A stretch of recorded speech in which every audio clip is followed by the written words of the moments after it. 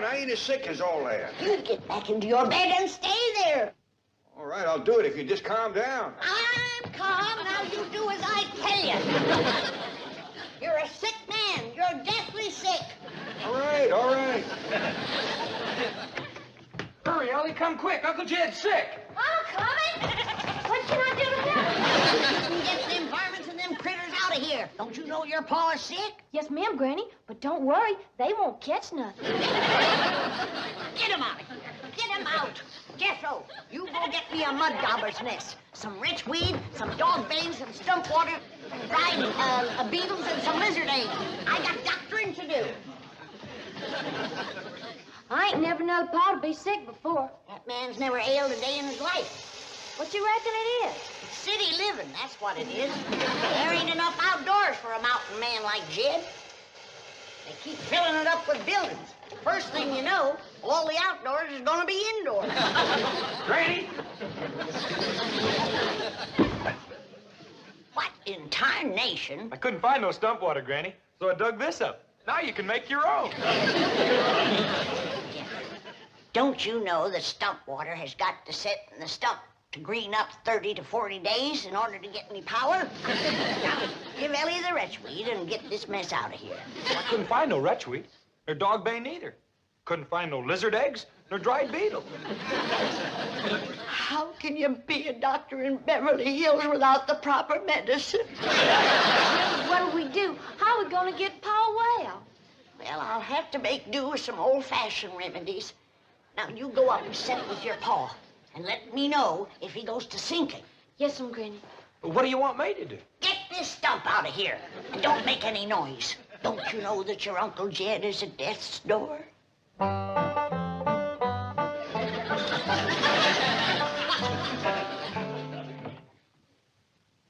Bluey. Got him, Duke. Nice big fat honker flying south. Bluey. Got us another one. We gonna have goose and dumplings tonight. Pa? Just a minute, Ellie.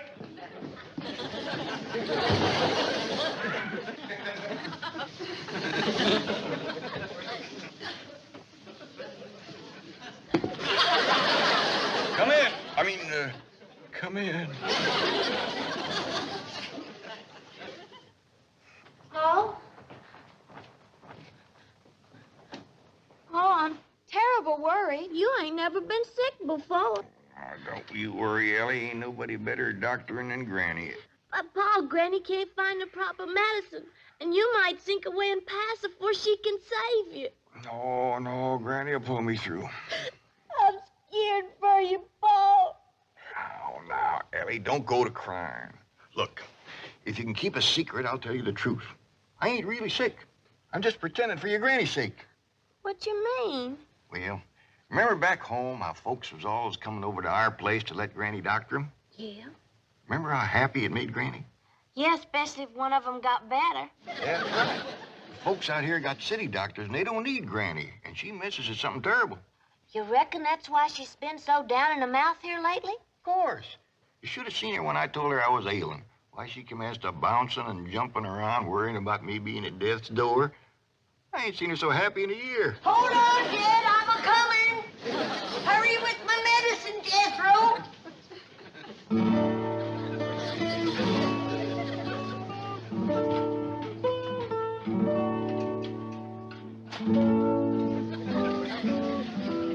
Jed, I don't want to worry you, but you're an awful sick man. Granny. Shh. Save your strength. You're wrinkling awful fast. Granny, your specs is all steamed up. That's due. Well, get him off the bed. Jed, I don't want to worry you, but you're an awful sick man. I know, Granny, but anybody can save me, it's you. That's the truth. Ain't nobody can doctor like you. It ain't no credit to me. I was born with the gift. Here's your medicine, Granny. Hey, Uncle Jed, you don't look sick to me.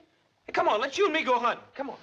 Hey, look, see, Granny, he's dressed to go hunting now. I'm ashamed of you. now, Granny, Don't you know that every mountain man wants to go to his reward with his boots on and his gun at his side? Now, cover him up. Not all the way. He ain't gone yet.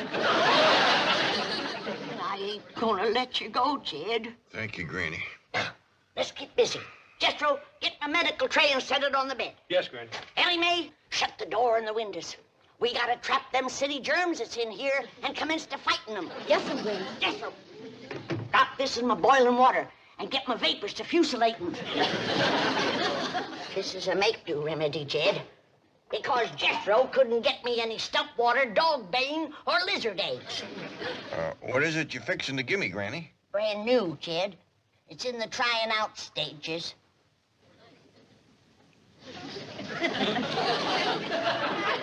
Who have you tried it out on? Well, no human beings yet. But I did give it to that big black bear that used to come around the old cabin honey stealing all the time. By doggies. I believe that's his hide hanging there. Here, Ellie, light the fumigating candles. Jethro, start a fire and throw some of that skunk weed on it. I'll put them germs down with my putting down powder. Nothing can live through this, Jed. I believe you, Granny.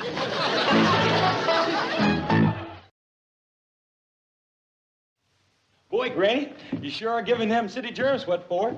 Betwixt the fusilating vapors, fumigating candles, and putting down powders, them germs just gotta give up. I'm gonna save that poor, sick, miserable, frail old man, or my name ain't Doctor. Granny! Granny! You get back to bed, you poor, sick, miserable, frail old man. Granny, I can't breathe. That's why I'm doctoring you, you darn fool. Granny, will you listen for a minute? You get back to bed. Don't you know that you're at death's door? Don't hurt him, Granny. I'll take a club to him if he don't lay down like I tell him to. Go fetch my shoes.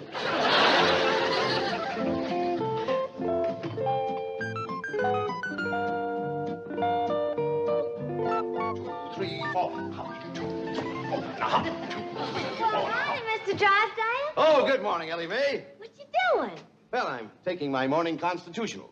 You are? Yes. It's got me in the best shape since my army days. Here, feel that.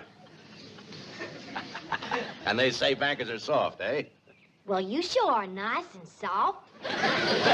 Maybe by mountain standards, I'm no Tarzan. But I assure you, my Beverly Hills physician is going to be amazed when he examines me this morning. How come? Because of my condition. You know, every morning I walk all the way from my front door across your lawn and over to that bird bath. Why? Ain't you got no place to wash up? How's your father? Well, right now he's trying to get Granny cheered up. She's been missing the hills back home something awful. Oh, what's the matter? Is something wrong? Well, you see, back home, folks was always coming to Granny for doctoring. Nothing pleases her like telling folks what ails them and what to do about it. Well, I'll do my bit. Granny, Mr. Drysdale wants to talk to you. Yes, Granny, I need your advice and your help. He's ailing, Granny, feeling right poorly. Stick out your tongue. It's them city germs. Yes, I agree. Now, can you help me? I'm probably the only one who can. Jethro, get him up to the sick room and see that he gets to bed right away. No, I don't have time for that. Just a little poultice or something I can take with me to the office. Get him up to bed, Jethro. No, really, it's not that serious. Besides, I have an examination at 10 o'clock. You'll get examined when I get around to you. Now get him up to bed, Jethro, and then Granny. you go find me some stump water. Wait, stop! I haven't got time for this. I've got to get down. You leave patience. No stump water. It ain't easy being a doctor in Beverly Hills. Uh-huh. Yes. Fine. All right. Thank you, Mrs. Drysdale. I'll try there. She thinks he may have stopped at the Clampetts next door. You're going to be amazed when you examine the chief. I am. He's in splendid physical condition. Been walking every morning. To the bank. No, it's the neighbor's bird bath. But it's a nice little jaunt. Well, I'm glad to hear it. Most bankers are soft as marshmallows. Till you try to borrow money from them. Oh, hello, Granny. Jane Hathaway here. Is Mr. Drysdale there? May I... What? Sick in bed? At your house? Well, I'll send his doctor right over. What's that? I said he's already got the best doctor in Beverly Hills. Now, excuse me, I'm too busy to talk. She says he already has the best doctor in Beverly Hills. I'd better get over there right away. Best doctor in Beverly Hills? How can there be two of us? Pa, it's me, Ellen. Come in. Mr. Drysdale. What are you doing up here? A funny thing happened to me on my way to the bird bath. Granny'd be up here directly to give you some more medicine. Oh, no, not me. I'm getting out of here. Ellie, leave the room. What did Jethro do with my clothes? I only give them to Granny to have them fumigated. Well, clothes or no clothes, I am leaving. You ain't got no chance of getting down them steps. Granny watches them like a hawk. Let's go take a look out the window. Well, it's pretty far to jump. Well, maybe you can make that limb of that tree yonder. Well, I'm in pretty good shape, but not that good. Shut that window! I just had these germs put down. Now you open the window and let them in again. Well, Granny, Mr. Drysdale feels pretty good. I think maybe he's well. You get back to bed. Oh, no, he's right, Granny. I feel wonderful, perfectly marvelous. Of course you do. I've been doctoring you. Oh, and you're sensational. You know you've made me well. I had you well. Then you opened that window and breathed in some more germs. Oh, no, I didn't. Honest. I opened the window, but I didn't breathe. Oh, I swear it. I held my breath, didn't I, Mr. Clampett? Granny, I swear I ain't actually seen him take a breath in 5 or 10 minutes. Lung lock. That got him breathing, but he's still wheezing an awful lot. You get into bed. Get into bed. I've got to get to the bank. You gotta get into bed. No, really, I can't. You know that your life is hanging by a thread. Get into bed. Turn fool and lie down. This calls for a different kind of medicine. I'm going down to the kitchen and whop it up. Neither one of you get a foot out of that bed, you hear me? You just lay there and listen to that music. And be glad it ain't harps you're hearing.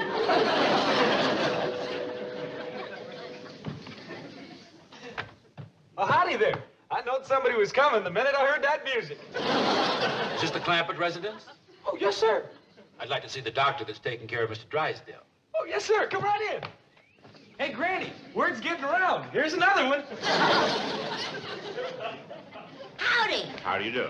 Well, I see you got your things with you. You figuring on staying for a while? As long as necessary. Praise be. Here's one that understands a great doctrine takes a little time. Thank you. You? Now, what do you reckon the problem is? Well, I won't know until I've had a consultation and my own examination is completed. We're going to get along just fine. Thank you. Thank you. Now, I'll be taken to the sick room. Oh, did you hear that, Jethro? Ain't he a joy? He sure is, Granny. You make doctoring a real pleasure. Thank you. Thank you. Now take him up to the sick room, Jethro. I got work to do in the kitchen. I'll be up to see you directly. Oh, now, you won't have to climb these stairs again. I'll come out to the kitchen and see you there. Lord love you. You're so nice. You about got me to bawling. But don't you worry. If great doctrine can do it, we'll come through as good as new. Thank you. Thank you. What a lovely little woman. She sure is. Hey, this way to the sick room. Hey, what you got in that there little bag? Everything I'll need, I'm sure. Well, that's good, because we're running low on nightshirts.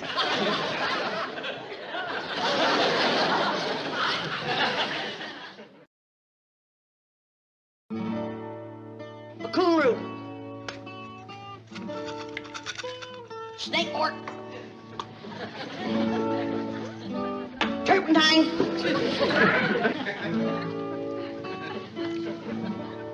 Pokeberries. Spoon.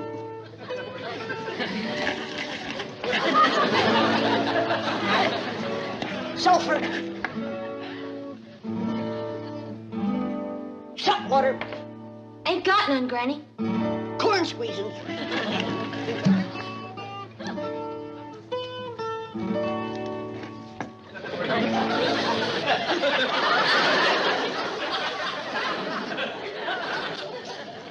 Granny, you know that last patient that was so nice? Yeah? Well, he weren't so nice when I asked him to take off his clothes. Why? What happened? Well, he commenced to bucking like a steer. Kept yelling for the doctor. But I knowed you was busy, so I just put him to bed and locked the door. Jethro, let's hurry, Ellie. I gotta pull them 3 back from the brink of the grave. Lizard eggs. Ain't got none, Granny. I forgot. Well, give me some gunpowder. Sometimes that works just as good. Ellie, careful. 3 ailing is enough.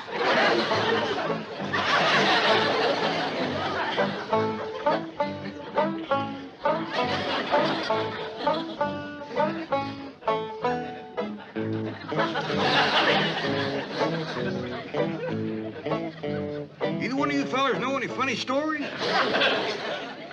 Well, the good doctor there usually regales his patients with a few of the latest. How about it, Doc? All right. Have you heard the one about the busy doctor who made a house call? Was seized, forcibly undressed, and thrown into bed? No, what happened? Well, his patient was a rich banker. So this busy doctor doubled his fee. And if he has to stay locked up here much longer, he's going to triple it. I didn't ask you to come here. But if you're going to charge me, then by George, you're going to examine me. So get your bag of tinker toys and get at it. Show a little more respect for the dignity of the medical profession, shall we?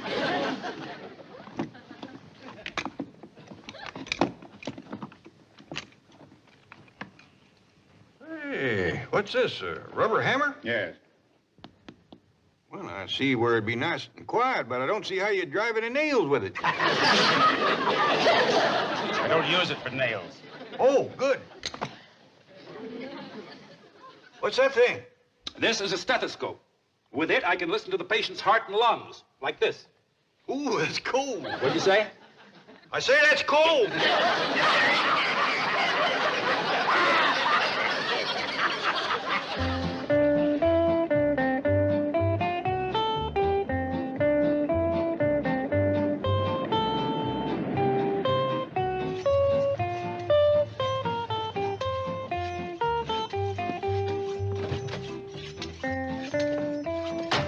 Jethro, how's Mr. Drysdale? Did the doctor treat him? Oh, yeah? But there's terrible trouble, Miss Jane. That last batch of medicine blew up and pretty near ruined the whole kitchen. Medicine blew up? Well, yeah. My granny said it was mixing the corn squeezins and the gunpowder that did it. Jethro, would you please explain what you are talking about? I haven't got time now, Miss Jane. There's 3 sick men lying upstairs in bed, and I got to get these things sharpened so's Granny can go to cutting on them. Well, yeah. Without we got no medicine, this is the only thing that'll save them. Jethro, try to be calm. Now, is Mr. Drysdale one of the men that Granny's going to cut on? Yeah, Mr. Drysdale, Uncle Jed, and the fellow that came last by the name of Clydeburn. The doctor? You'll have to wait your turn. I gotta get upstairs and commit swacking on those 3 men that I got up there. Bring my tools, sir. No, Granny, I will not let you do it. Now, I've had enough fighting with muley patients, more than I can take today. Now, Ellie Mae, you get her out of the way and keep her out. Sorry, Miss Jane. You come with me. I don't think Jed will put up a scrap, but them other 2 might have to be held down. Granny, please come back. I beg of you. I'll get to you later. I've only got 2 hands. Ellie Mae, we have got to prevent Granny from operating. She ain't gonna operate, Miss Jane. She's just gonna whack off some of their hair and fingernails. Hair and fingernails. And she'll dig 3 little holes in the ground, bury it, say some magic words, and that throws a spell on their sickness. Yeah. Ah. Ah. Ah. Ah. Ah. Say, Doctor, I bet you he could talk a heap better if you took that stick out of his mouth. Lock it, Jethro. Get back in bed. You heard her. Get back in bed. Get this junk off of the bed. I got doctoring to do. Now, look here. Yarder, get that junk over there. Those are the finest medical instruments that money can buy. Thank you. Razor sharp, too. All right, Mr. Drysdale, I'll commence on you. No, just a minute. What do you have in mind with that knife and those scissors? Well, I gotta cure you somehow. And without medicine, there's only one way left. Oh, no. Not me. Her name's Jethro. Madam, I can get you any medicine you require simply by telephoning a pharmacy. You can? And they will deliver to your front door. Oh, that's just dandy. I'd much rather use medicine. It's a lot easier than cutting and snipping. Exactly what I keep telling my surgeon friends. Now, will you just lead me to a telephone? Right this way.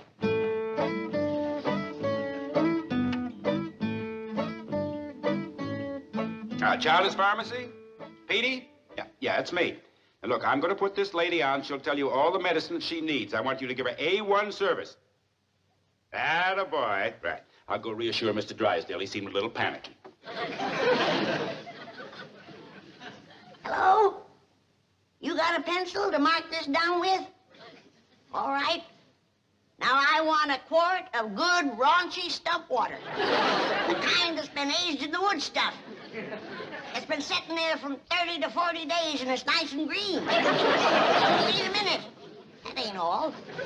I want a heaping cupful of lizard eggs, a double handful of dog bane, and a couple of dozen of dried beetles. And I want a mud dauber's nest. And I mean a big one. Don't send me over one of them little two-holers. Everything all right? Who wants to talk to you? Yeah, Petey. Now, look, I don't care what she ordered. You get it over here fast. No, this is no gag. Now, look, you pride yourself on having the finest supply of pharmaceutical... Hello? Hello? Yeah, well, I'll call another pharmacy. Oh, that won't do no good. You just can't buy proper medicine here in Beverly Hills. Jethro! Yeah, Granny? I'm gonna have to go to cutting and snipping on those 3 sick ones. Oh, not me. I'm getting out of here. Get him, Jethro. Ellie Mae! Yes'm, Granny. Dig me 3 deep holes out and back. Right away, Granny.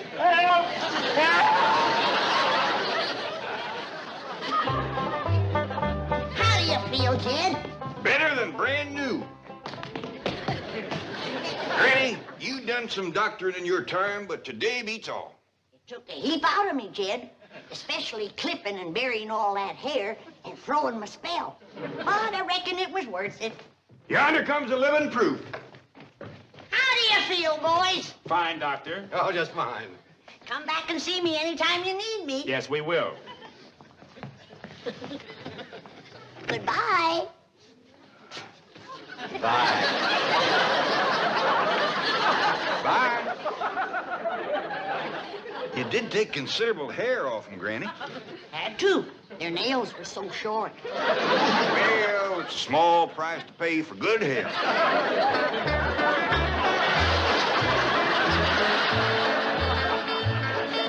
Granny, whereabouts do you want the still? Over here on this side of the cement pond, Jethro. Okay, Granny.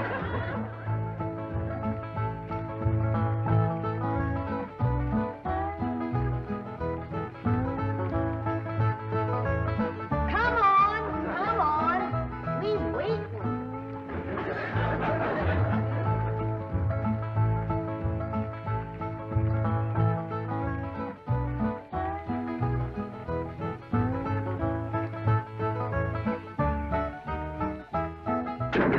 Turn it a mite that way, Jethro.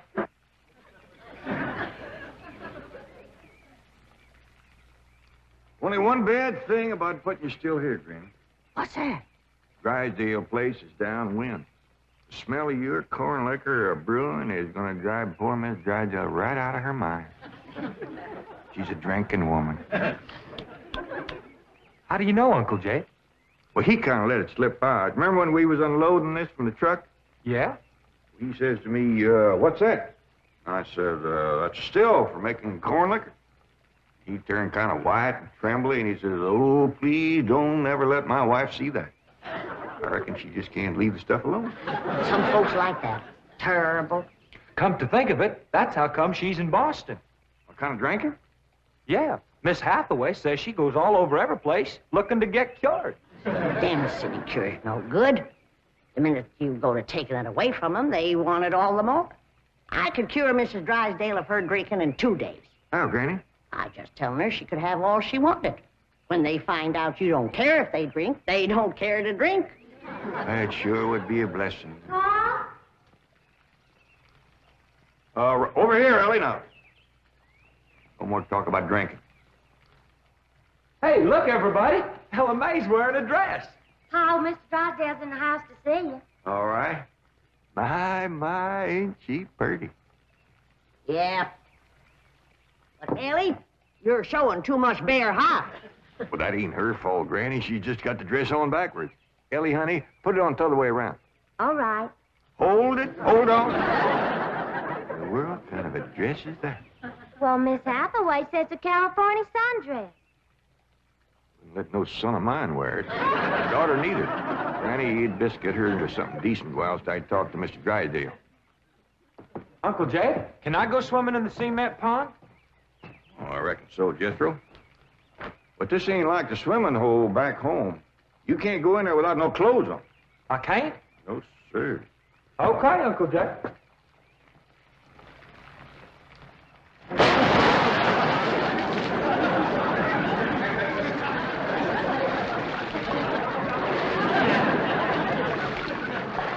Someday I gotta have a long talk with that boy.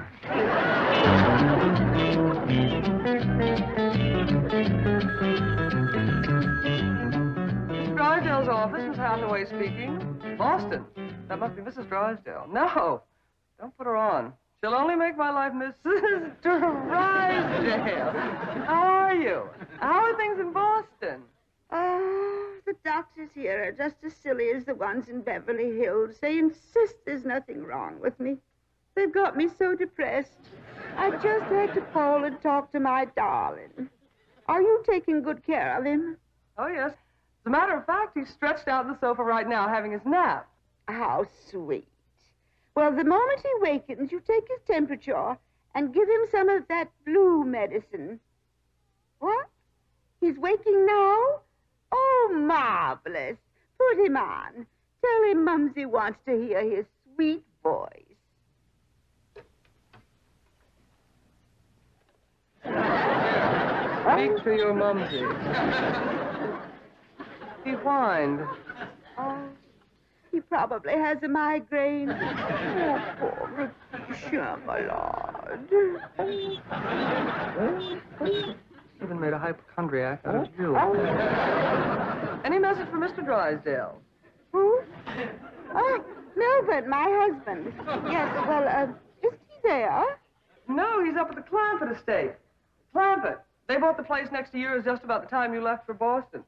I don't find them listed in the first families. You tell Milburn not to mingle with them socially until I've had a genealogical check run on them. We don't want riffraff living under our very noses. For pain, one swaller. Don't open near fire. I'll be right in, Mr. Drysdale. Thank you, Ellie Mae. Granny, this is quite an array of medicines you have here. Yep, them's all the remedies I made myself. I wish you'd make something to help my wife. She's a terrible hypochondriac. Oh, What's the hypo? Ellie, you run along now. I'll join you directly. There she goes from doctor to doctor to doctor. Well, I reckon the doctor can't help what's ailing her. Of course they can. It's psychosomatic. But she insists on prescriptions. Oh, I wish you could see our bedroom. Bottles all over the place. I plead with her. I hide the stuff. She always finds it or gets more. You think that's a lot of bottles? You should see my wife after a trip to the pharmacy. Why, she's so loaded she can hardly stagger up the stairs. Sit down, Mr. Drysdale. Set yourself. And she has a dog. A perfectly healthy poodle. Now, would you believe that she Don't tell me. laps it up just like she does? Lord love. You're sure toting a heavy burden. Now, maybe I can help you. Now, if she was to think that every time that she was to... You can just wear that barrel till your clothes get dry.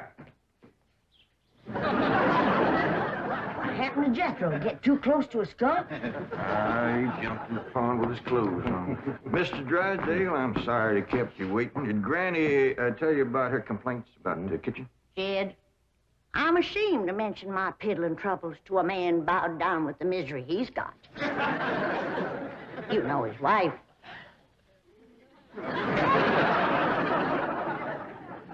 Mr. Drysdale, our hearts go out to you. And we're going to help you, ain't we, Jed? You bet you we are. Man serves a poor purpose in this world if he can't help his neighbor. Oh, you're very kind, but I'll manage. I've been living with it for years. Have a nip, it'll brace you up. Oh, no, thank you. I never touch it. You hear that, Jed? Poor man. He's got all the trouble and none of the fun.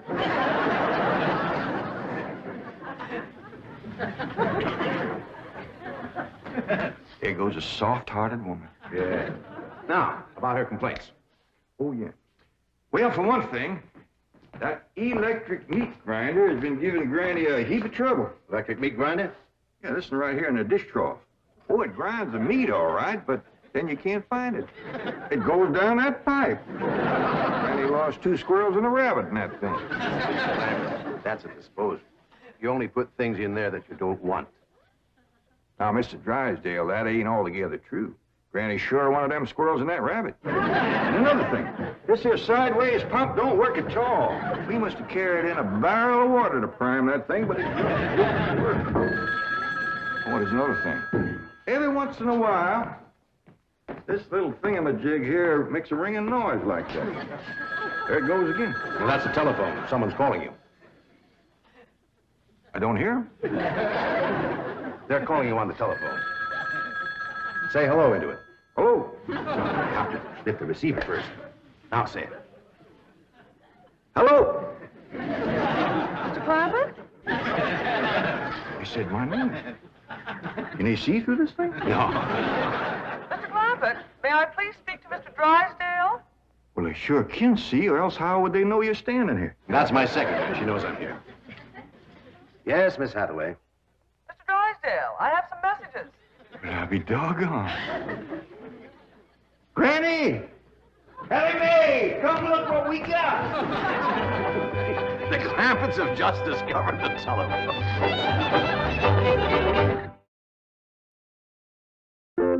Yes, indeed. This is a marvelous invention. With this instrument, you can talk to anyone, any place in the civilized world. We talk to my cousin Pearl? Oh, yes, of course. Right now? Yes? Ellie Mae, run out back and fetch Jethro. Oh, wait a minute. He might not have his clothes on yet. Oh, I'll get him. Jed, is he greening us? Can we honest to goodness talk to Pearl on this thing? You heard what he said. Hello, Pearl, you old rascal. What you doing back there? Oh, there ain't from this here's Ellen. Oh, ladies, first, you gotta pick this thing up. Hello, Pearl, you old rascal. What you doing back there? Oh, there ain't from this here's Ellen. What's she saying? Ain't saying a word, you're just humming. Chinese humming it too. Shut up, humming, and say something. Jethro will be right in. You ready to call Pearl? You've been a calm, but you just hum. That's a dial tone. First, you've got to dial long distance like this. Okay? Howdy, Pearl. Hello, Pearl, you old rascal. What you doing back there? Oh, there ain't from this here's Ellen. This is long distance. We know that, Pearl. Oh, I believe you have the operator. What's Pearl's number? Number? Operator. Just a moment, please. Hey, folks, Mr. Drysdale told me what y'all was up to. You can't talk to Ma on that thing. Well, look who's getting too smart for his britches. Too big for him, too. Mr. Drysdale says we can talk to her. Yeah, you think you know more than Mr. Drysdale? Well, I know Ma ain't got no telephone. Excuse me, call operator. You sure spoil things. And who asked you to butt in? I'll get it. I know what to do when it does that. Hello? Yeah, he's here. Well, for goodness sake. Well, sure. Well, howdy there, Miss Drysdale. This here is... Margaret! Oh, how wonderful. What? Man? Oh, yes, the telephone man. Well, how are you? I'm worried, that's how I am. I'm afraid, Milburn, that you've let the wrong kind of people move in next door to us, and I'm dreadfully upset. Now, dear, you mustn't let yourself get into this condition. Control yourself. No, dear, you mustn't come home yet. No, not until we get them in shape. I mean, get you in shape. You know, now we'll wait until you're cute. Milburn, I want to meet the Clampetts as soon as possible. Now, when will that be? What about Christmas? Next year. Milburn, this conversation is making less and less sense. Now, I want the truth about the Clampetts, or I'm flying home immediately. Now, Margaret, please control yourself. I don't want you flying. No, please, dear, please, stay on the ground. Dear, why don't you lie down and take a sedative? And I'll call you from the office. All right. Goodbye. I'm sorry, my wife. We understand. Well, I'll see you later. Keep your chin up. Poor man. Don't it just tear your heart out? He is so ashamed of his wife, he don't even want us to meet her. What he says, she won't be cured till Christmas of next year. You gotta help me, Granny. I still say I could cure Mrs. Drysdale in 2 days. Sure be worth a try if we could get her out here. Kid, misery loves company. And if that poor, miserable woman thought that she had a drinking friend living next door... Granny, you ain't ever down more than a thimbleful in your whole life. I know, kid. But it'd be worth a little white lie to help a neighbor and save a marriage. But how?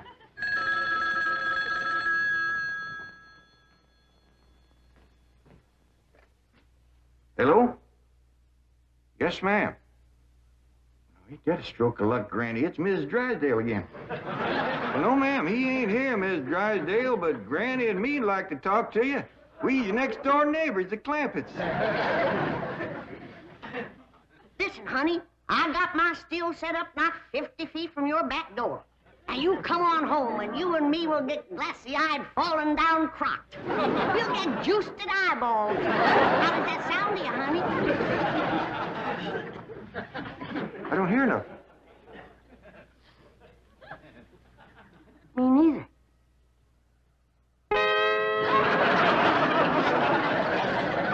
What do you mean my wife's on her way from Boston? That's the message I got when I tried to put through your call. She's on a jet, right? Never mind the grisly details.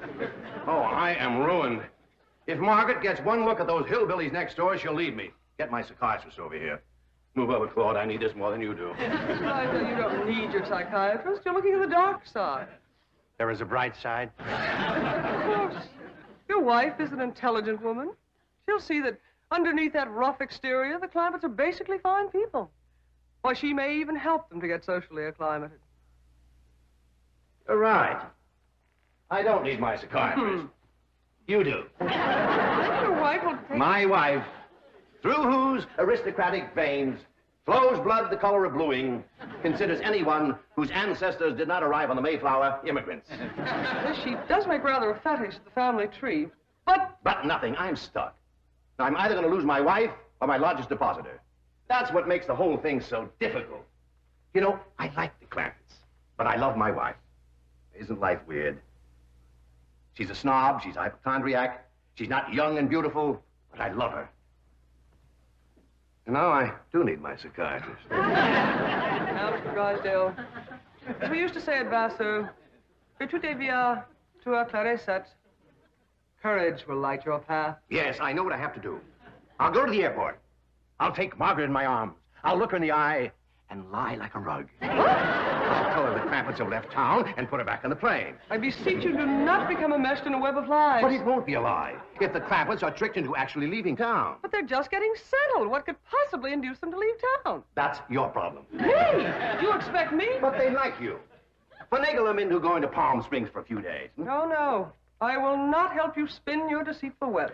Miss Hathaway, would you rather be an unemployed secretary or a spider with a raise? You know, I think the Clampetts might enjoy Palm Springs. Palm Springs? Where's that? It's about 125 miles from here, in the desert. Desert? Yeah, remember we crossed from them on the way out here. All that sand? Yeah, I remember. You ain't getting me to no desert. Trees were so far apart, the woodpeckers had to tote lunch. But this is different, Granny. This is a beautiful resort with lots of trees and fine hotels and swimming pools. We got a pond for swimming right there. Ellie's out swimming right now. You didn't jump in with her clothes on, did you? I don't know. Oh, surely not. She promised to wear the lovely swim ensemble I got her. Yeah, she done just like Jethro. Here she comes with the dress shrunk clear up to her. Granny! What's the matter? All her hair come out. What? It's true. Ellie lost her beautiful hair. Heaven help her, she's bald as an eagle. Ellie Mae, take off your bathing cap. Oh, praise be.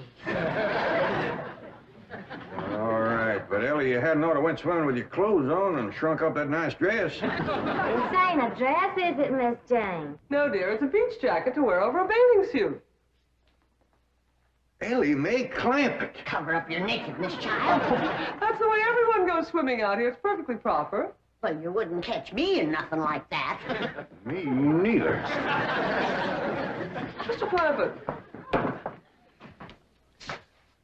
how would you like for a member of your family to become Princess of Palm Springs? What?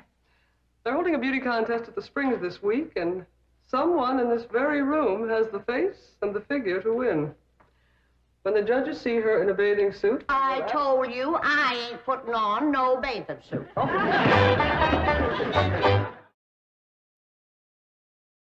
Believe me, Mr. Clampett, this beautiful daughter of yours can win that Palm Springs beauty contest without even trying. Can we go, Pa? I'm sorry, Ellie Mae, but I just don't cotton to the notion of a bunch of strangers gawking at your bare limbs. Besides, we already know you're the prettiest. Why shame all them other girls? Run along and get some clothes on. Yes, sir, Pa. Mr. Clampett, I do wish you would reconsider about going to Palm Springs, even if Ellie Uncle doesn't... Jay and Duke and... Howdy, Miss Hathaway. Jane to you, Jethro. Well, Jane to you, too. Duke and me's all set to go hunting, ain't we, Duke? Jethro, have you ever hunted in the desert? No, ma'am. Oh, it's a fascinating place. You might even see a mirage. If there's one there, old Duke will tree it. He's the best hunting dog there is. Well, I love hunting around Palm Springs. You'll all love Palm Springs. They have wonderful hotels. Have you ever stayed in a beautiful hotel suite? No, I ain't, darling. Granny, let's you and me go and leave these two lovebirds alone. No, wait, please, let me take you all to Palm Springs. I'll tell you what. Why don't you take Jethro and Ellie Mae and me and Granny will stay here? But then Mrs. Drysdale would see. I mean... Is Drysdale coming home? Is that why you was trying to get us out of town so we wouldn't meet her? Yes, that is the reason. I'm so ashamed I could die. Well, now, don't go to crying about it. The way I look at it, ain't nobody got a right to be ashamed of nobody else. Good Lord made us all, and if we's good enough for him, we sure ought to be good enough for each other. I hold back on them tears. You was among friends. Why, I remember a long time ago hearing a fella say it. He said it just about right.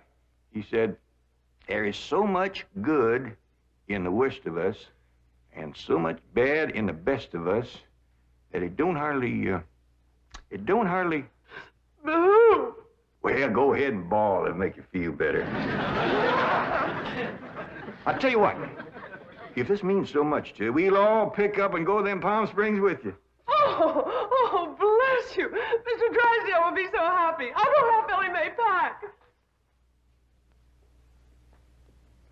telling you, that Miss Drysdale must be a mess. She's gonna need our help, Jed. This is a poor time for us to be leaving. Yeah, we gotta help her once we get back. Right now, we gotta respect Mr. Drysdale's feelings. Jethro, you go get the truck ready. Okay, Uncle Jed.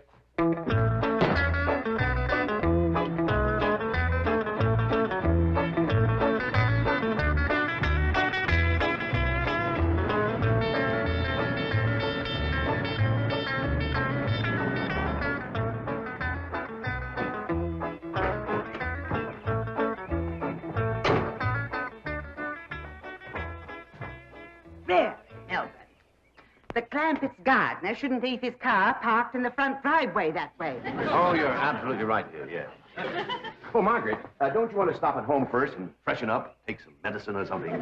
Milburn, I have just flown 3,000 miles to meet the Clampetts, and I intend to meet them right now. Oh, Donnie, they're probably out of town. You see, they travel extensively. Oh, they're wonderful people. It'd be a shame if you missed them. But I know how anxious you are to get back to Boston and your doctors. And Sonny. How is Sonny? How's he like Harvard this year? Is it Yale, Princeton, Dartmouth? Let's go ask him. Milburn, what is the matter with you? Milburn, let go. Let go, you hear me? Let go, I say. Let go. Have you gone mad? Let go, you beast. Step aside, lady. I'll shoot it.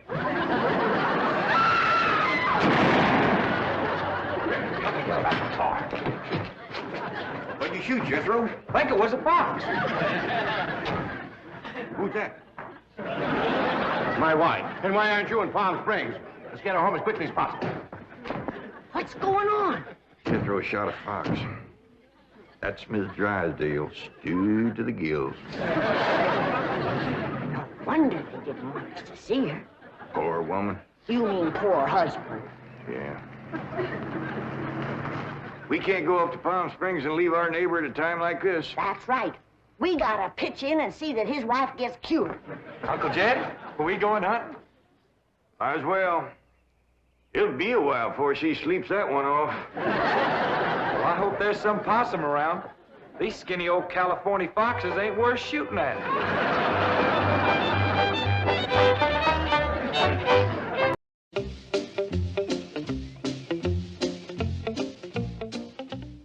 There ain't nobody that's good at fixing and sharpening as you are, Jed.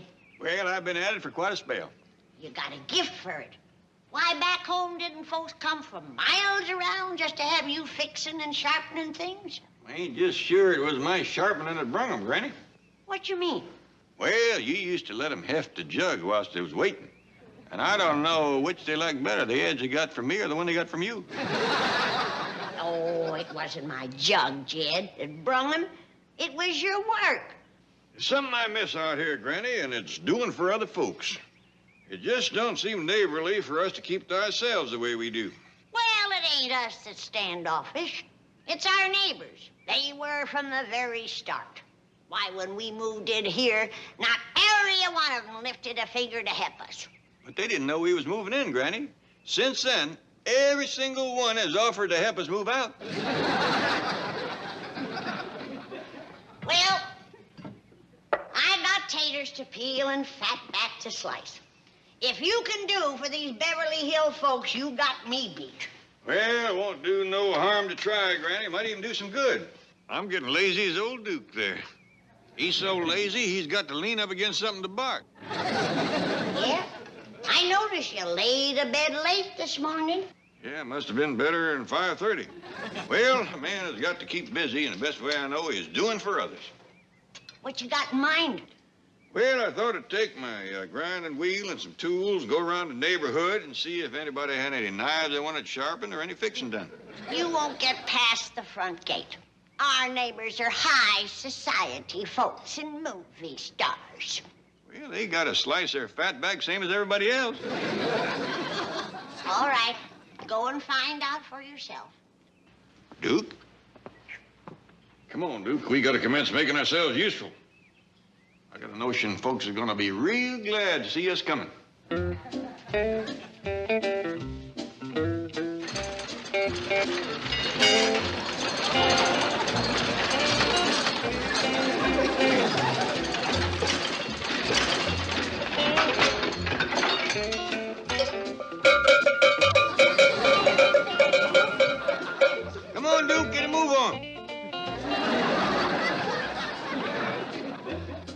You go ahead and see if you can sniff out any gophers or ground squirrels.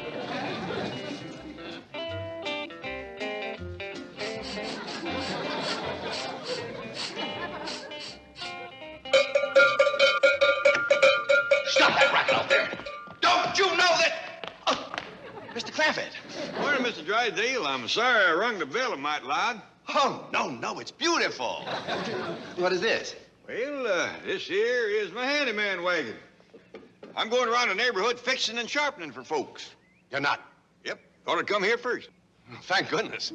Oh, you got a lot needs doing, huh? No. Oh, I mean, yes. I'll hire you for the entire day, and you can hide... work in the garage. Well, I don't... I'll pay you anything you say. Well, Mr. Drysdale, I don't aim to charge no money. Well, then why are you doing it? Make myself useful for folks, keep busy. Well, Mr. Clampett, you can't go around Beverly Hills with this contraption sharpening knives. Why not? Well, because people around here are very fussy about this sort of thing, especially my wife.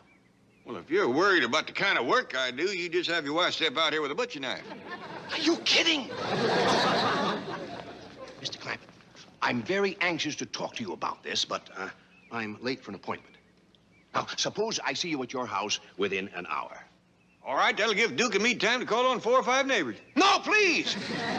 Oh, I just remembered I have a broken chair. You can take it home with you and work on it while you're waiting. Well, if it ain't broke too bad, I can fix it right here. Just a moment.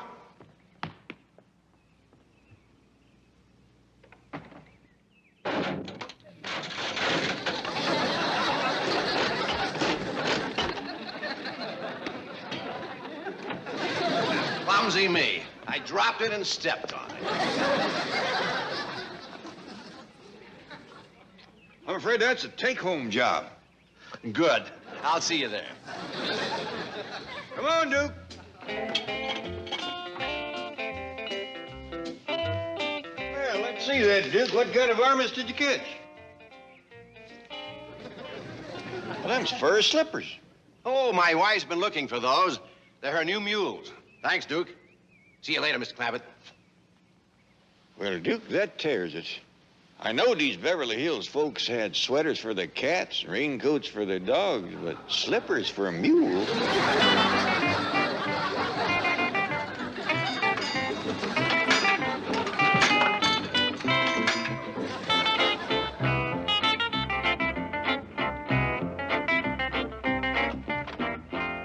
Come in, Milburn. Come in. Sorry to be late, John. Just as I was leaving home, Jed Clampett dropped by. Oh, he's unhappy with your bank again? No, he isn't, so stop drooling. As a matter of fact, he dropped by to see if he could do anything for me. That's what good friends and neighbors we are. Yeah, well, you gotta keep him that way, because if I get another crack at that account... Why don't you fly the skull and crossbones over this bank, you pirate? Now, calm down, Milburn. You leave the Clampetts alone. Now, you call somebody in here to act as witness. We've got these loan papers to sign. Send that new girl in, will you? Oh, sit down, Milburn. Relax. Here, let me take your hand. Nothing doing. It might fit you. You are a nervous man, Filbert. You better take up a hobby. Here, let me show you what mine is. That's fine for you, but I happen to be married. Oh, not the girl. I'm talking about the ship and the bottle there.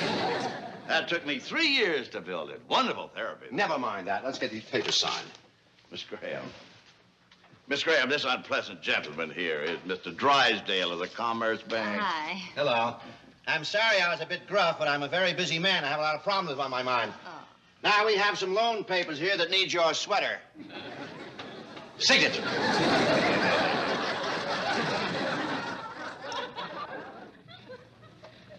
A wonderful hobby, Milburn. Of course, if you start with one of these, you're hooked.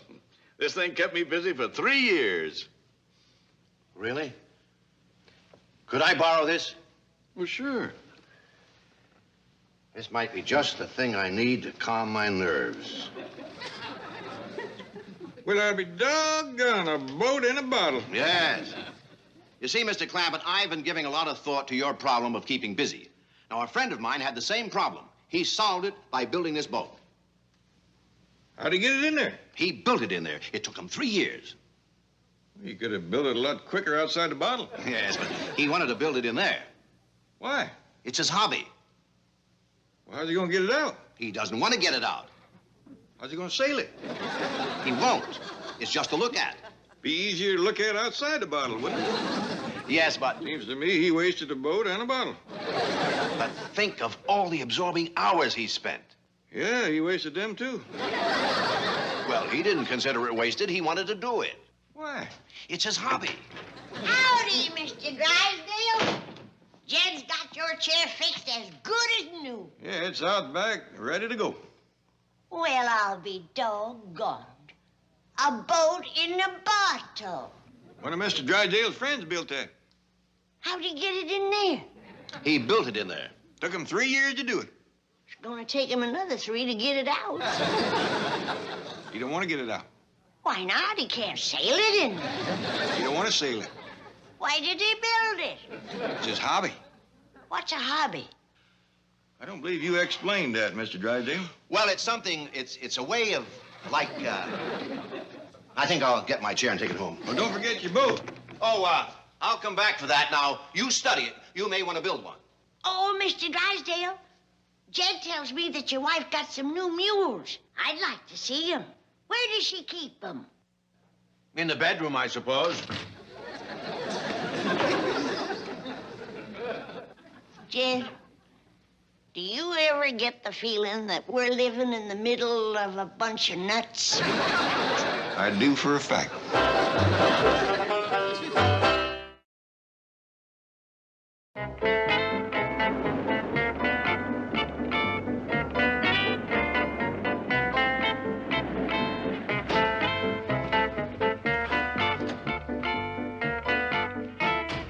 What in the world is this? That's the monstrosity he wants to push around Beverly Hills. He wheels a wheelbarrow through streets broad and narrow. Knock it off. This is not funny. All right, Chief. Now, we've got to get Jed Clampett out of this crazy notion of wanting to do things for people. Is it so crazy? It's not only crazy, it's un-American. He wants to do it free. Now, bring the rest of that hobby stuff. Well, what about the travel folders? That South Seas cruise might appeal to him. Only as a last resort. I'd hate to take a chance on his money winding up in the Tahiti savings and loan. Oh, howdy, Mr. Drysdale. Jethro? I have got some good news for you. I can use some. Hey, you know that boat that was in the bottle? What do you mean, was? Well, I got it out for you. You didn't? Well, yes, sir. It was easy. All I did was knock the bottom out of the bottle. How come nobody else thought of that? Jethro, it took Mr. Cushing 3 years to build that ship through the neck of that bottle. Well, he can do the next one a heap quicker. It's got an opening this big now. Greetings, Jethro. Oh, howdy, Miss Jane. You want to come out to the cement pond and help me dive for something? Well, I'm afraid I can't just now. What are you diving for? Oh, a little boat about, so big. You know something, Mr. Drysdale? That rascal don't float worth shucks. But don't you worry. I'll get it back. If it ain't gone down the drain. Chief, do you feel all right? I never felt worse in my life. Howdy, folks. Oh, Mr. Clampett. I'm just fixing to start out with my handyman wagon again. Oh, wait, we want to talk to you about taking up a hobby. Well, Mr. Drysdale, if it's building boats and bottles, it don't just grab a hold of me. Jethro seemed right took with it, though. You can talk to him. I did. Mr. Clampett, there are many fascinating hobbies. No man of your means can afford any one of them. Now, step over here and let us show you these priceless collections of philately and numismatology. Oh, stop waving your college degree. Mr. Clampett, how would you like collecting stamps? Well, to tell you the truth, we don't write just a whole heap of letters. Take over. Well, of course, these are not just ordinary stamps. These are very rare, very valuable collector's items. Now, for example, here's one from Hawaii. The price on it is almost $50,000. Would you like to own that? No, ma'am. Why not? Well, I don't know nobody in Hawaii, and if I did, I wouldn't write to them at that price. Mr. Clampett, these stamps are not to put on letters. What are they for? Well, they're just to look at. Like that boat in the bottle? Well, let's take a crack at numismatology. Or, as some lexicographers would prefer, numismatics. Now, give me that. Now, Mr. Clampett, here's a hobby that's worth anybody's time. collecting money. Mr. Drysdale, if there's one thing I don't need, it's more money. Now, if you'll excuse me, I'd like to get started being useful to folks. Now, wait. Just take a look at these coins. This collection belongs to a friend of mine. You see that dime? Yeah. He paid $12,000 for that. He got slicker. The dime's only worth 10 cents. Not this one. This was minted in San Francisco in 1894. You mean if he put that dime in one of them candy machines, he'd get out $12,000 worth of candy? No, he'd only get 10 cents worth. You better help your friend, Mr. Drysdale. He needs you. And hope he ain't toting that dime when he gets a sweet tooth. Because no matter what comes out of the machine, he ain't going to enjoy it. What about the coins and stamps? Later. Oh, Mr. Clampett, I just remembered. I've got a lot more things at home that need mending. Will you go there first? You bet I will. Get him. We've got to beat him to my house and start breaking things. Uncle Jed? I got the boat without even diving for it. Looks like the one that was inside that bottle. Yes, sir. I got it out. You reckon Mr. Cushing will give me a reward? This belonged to Mr. Cushing? Oh, yes, sir. Fetch a truck, boy. We got to go see him. Well, you reckon Mr. Cushing will give me a reward? I'm the only one that figured out how to get it out of the bottle. How'd you do it? I just whacked the bottom off it. Fetch a truck, boy, and hope he don't do the same to you.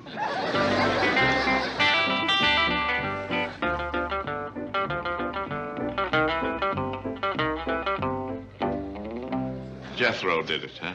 Yes, sir, but the boy's here ready to take his medicine.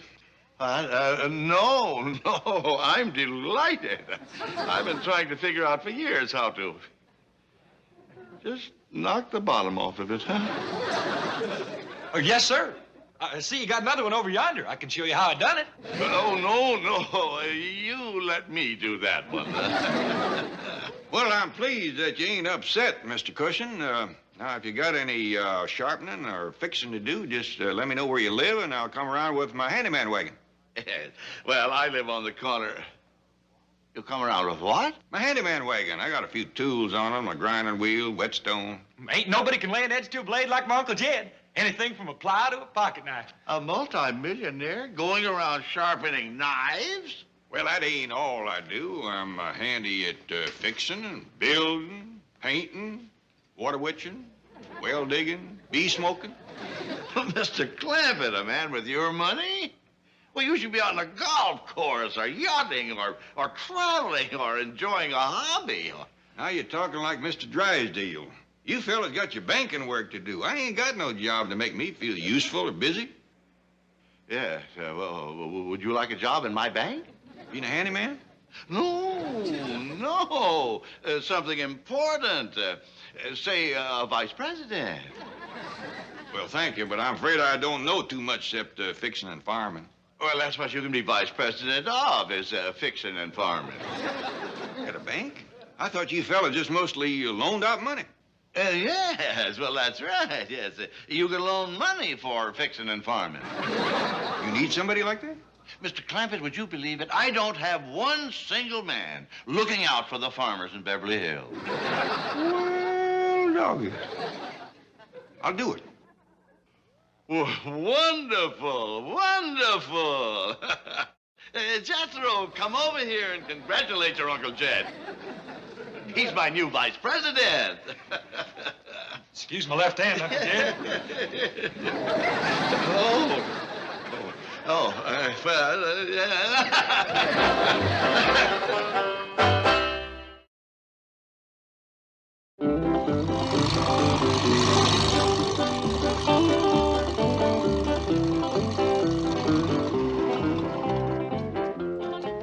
Granny!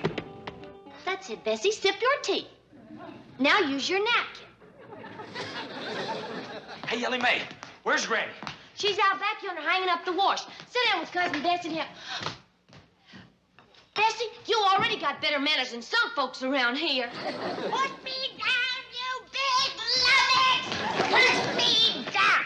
Wait till you hear the news I got, Granny. Get me off this table. I need bills.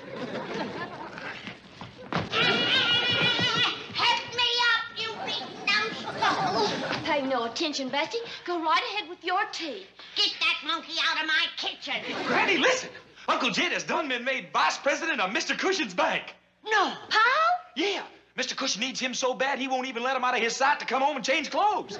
Well, let's go see him. Gee, I want to be his secretary. Too late, Ellie. Mr. Cushion's done giving him a real pretty office and a real pretty secretary.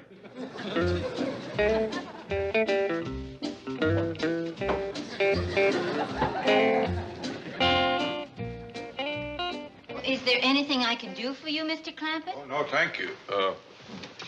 Anything I can do for you? Oh, no, you sit down. You're a vice president. My job is to be helpful and see that you're happy. Oh, Mr. Cushion. Well, how's everything in my new farm loan department? Well, I ain't loaned no money to no farmers yet. Oh, well, that will take time. They don't know you're here. Maybe I better get out and go around and see them. Oh, no. You stay here and get acquainted with our fine organization and personnel.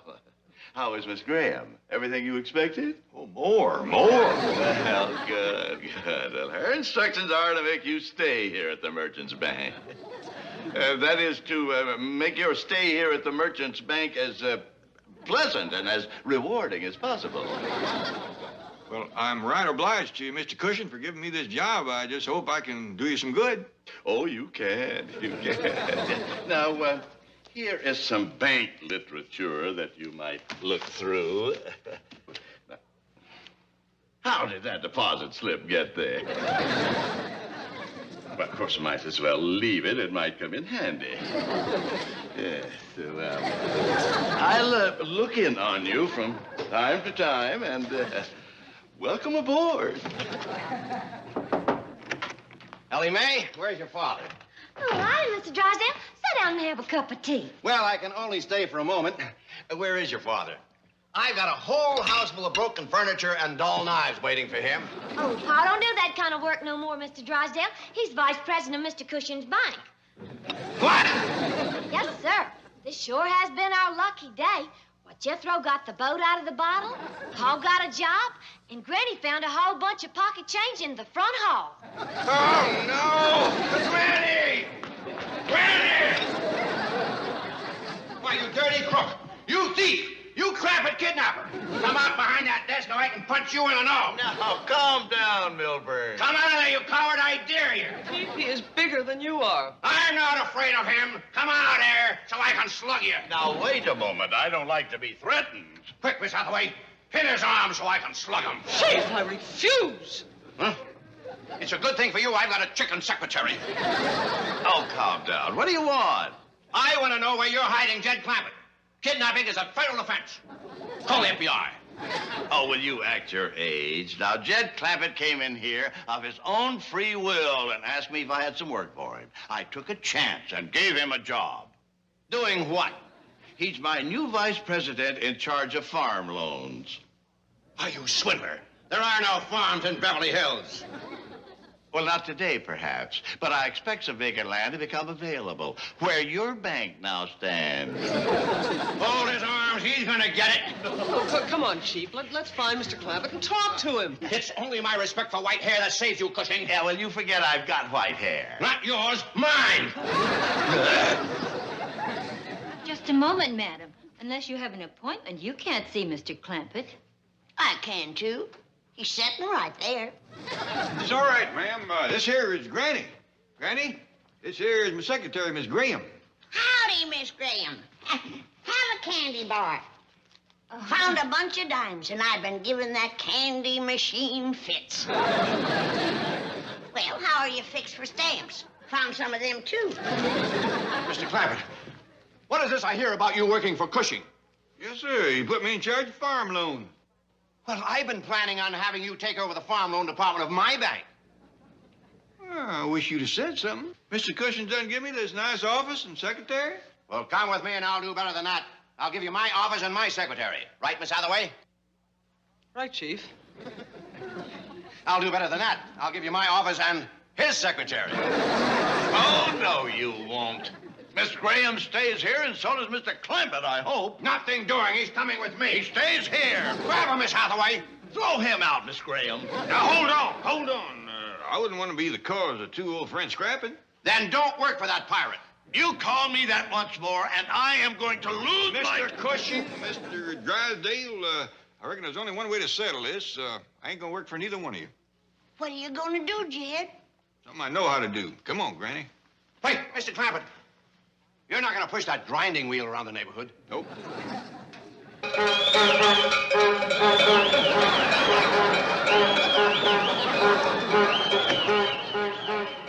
Morning, Mr. Drysdale. What is this? What's going on?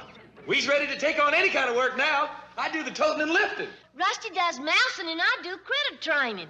And I'm back to fixing and sharpening. And I do dressmaking and mending. What do you need, Mr. Drysdale? A doctor. I do that, too.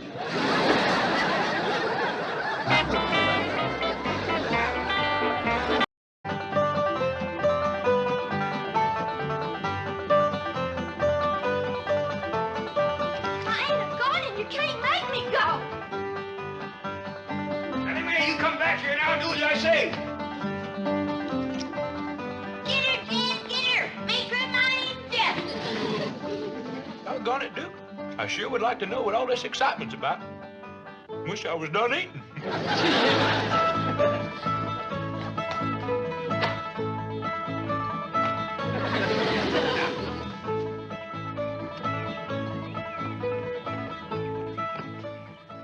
You might as well give up, Jed.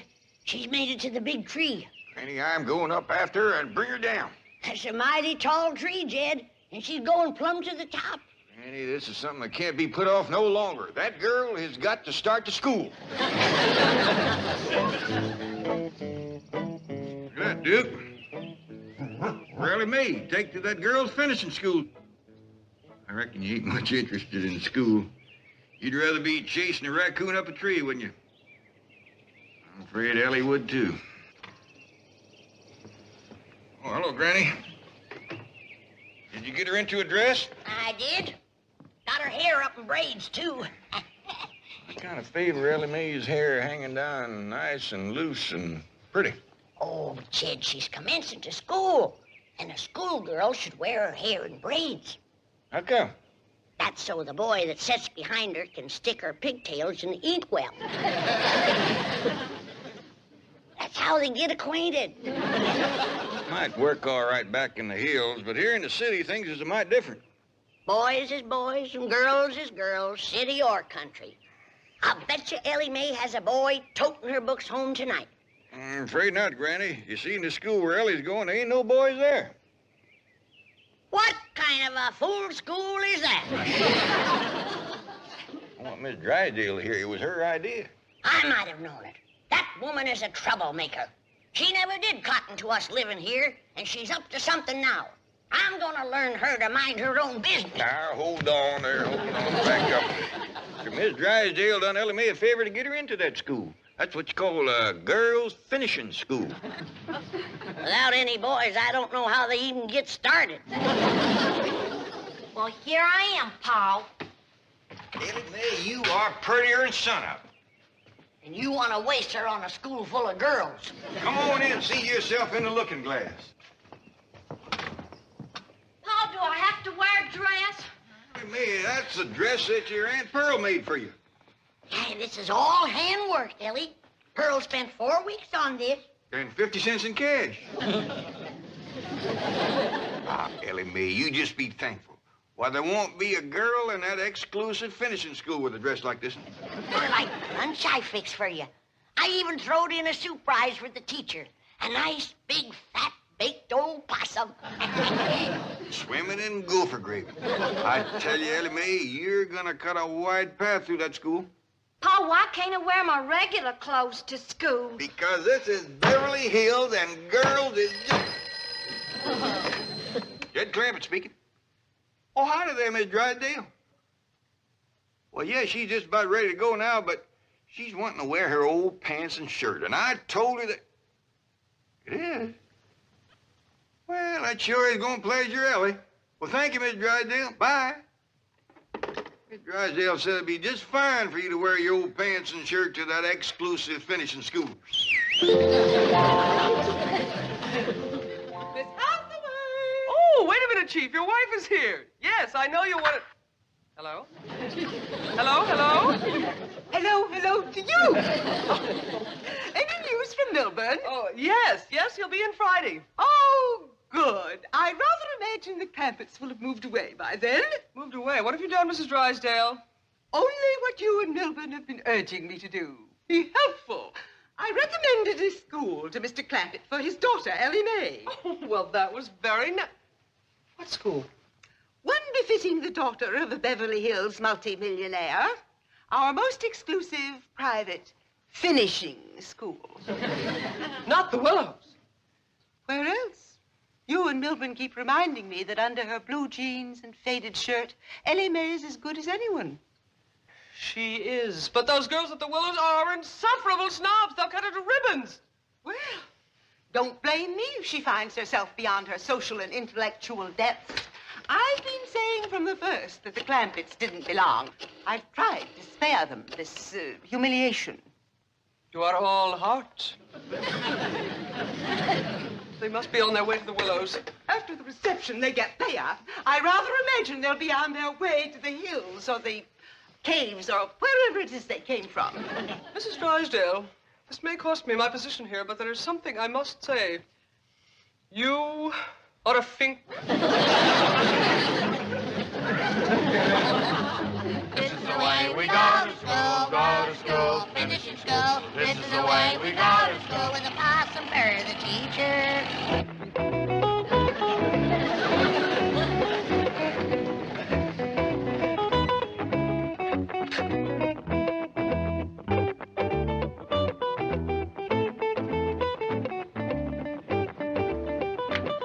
I still do not approve of your attending school in such casual attire. None of the other girls are wearing slacks and sweatshirts. Oh, Mama, relax. The other girls look to me to set the pace. Tomorrow, everyone will be wearing mink sweatshirts. And then, of course, I shall switch to chinchilla. Do you want Mother to go in and help you enroll, dear? Oh, no, darling. I'm taking the same subjects as last year. Golf, fencing, tennis, riding, history, and water skiing. Do try to stick with it this time, Cynthia. You're becoming a finishing school dropout. Doodaloo.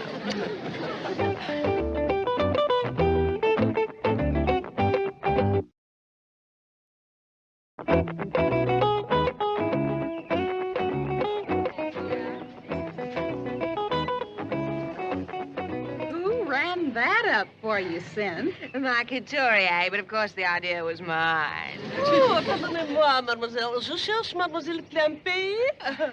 Oh, well, I'm afraid my French is a little rusty. I am from Haute Couture, the famous Parisian fashion magazine. Well, this is my own concept. Well, we cannot all be creative, n'est-ce pas? Oh, but getting back to Mademoiselle Clampett, we understand she is enrolling here today, and naturally, she would set a new style trend just as she always does. Clampett? Oh, yes, they has just moved here from their mountain chateau. They're ghastly rich, swimming in oil. Complete non-conformists, fiercely original. They sometimes weave their own cloth. Oh, well, that is original. I think she is arriving. This is the way we go to school with the possum for the teacher. In that old trunk? That must be part of the overall motif. She spares no expense to create total effect. Well, there you are, Ellie. You want us to go in with you to see you get a good desk? I'll be all right, Pop. I see Miss Jane up yonder by the porch. Yeah, I bet you Miss Drysdale sent her over to see Ellie feels at home. She's just wearing blue jeans and a shirt and a rope for a belt. How basic, how understated, how zen. She looks like a hillbilly. Voila! You have given this new vogue a name. It will sweep Paris like wildfire. I'll get my sketch pad. Here's your possum, Ellie. And And remember, when you give it to the teacher, don't slop no hot gopher gravy on her. I won't, Granny. Bye-bye, Ellie. Bye, Ellie. Bye, Ellie. Bye. Learn your cipher, Ellie, and be a good girl. Bye. Cynthia, she's carrying a bucket. Yes. It's the ultimate simplicity in purses. Next week, Jackie Kennedy will have one. Here she comes now. I do hope she will remember me. It would be such a thrill. Well, hi there, Miss Jane. Sure is good to see you here.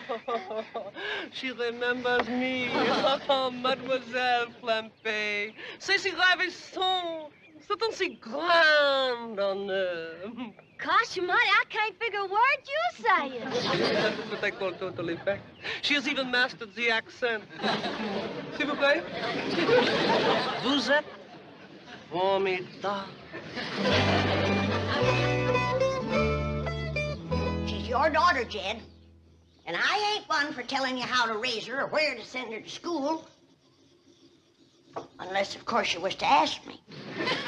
If you want to send Ellie Mae to school where there's no boys, that's your business. And you ain't gonna get one word out of me. Unless you ask me. You're making a mistake. Howdy there, Miss Jane. Ellie Mae, you didn't spend no time at all at school. Well, I know, Paul. I met just one girl, and then Miss Jane said we'd ought to leave. Well, I thought it best. Ellie Mae, you didn't give the teacher her possum. Well, Miss Jane wouldn't let me.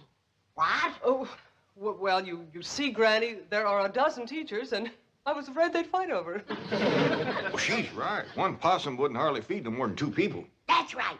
I'll get busy, and tomorrow I'll bake you 6 possums. Miss Jane said I hadn't ought to go back tomorrow. Why not? Well, You mean Ellie Mae ain't good enough for them other girls? Oh, it's not that. Let's have the truth now. Well, if you want the truth, they are not good enough for her. Ellie Mae, don't you listen to that kind of talk.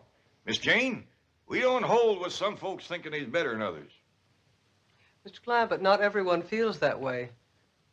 Anyone can get a spiteful spell now and then. Yeah, now you take Miss Drysdale. For a time there, she was treating us like we was polecats at a picnic.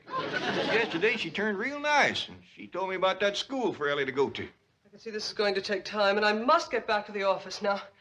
Don't let Ellie Mae have anything more to do with those girls at the Willows. I declare, I never thought Miss Jane would put on airs. Me neither. Ellie Mae, I hope them girls over to the school didn't get the feeling that you held yourself above them. I hope not, too, Paul. Why don't you invite the whole kit and caboodle of them over here for a possum supper? Granny, I just met one girl, Cynthia Fenwick. Well, invite Cynthia and her whole family. I'll do it, Paul.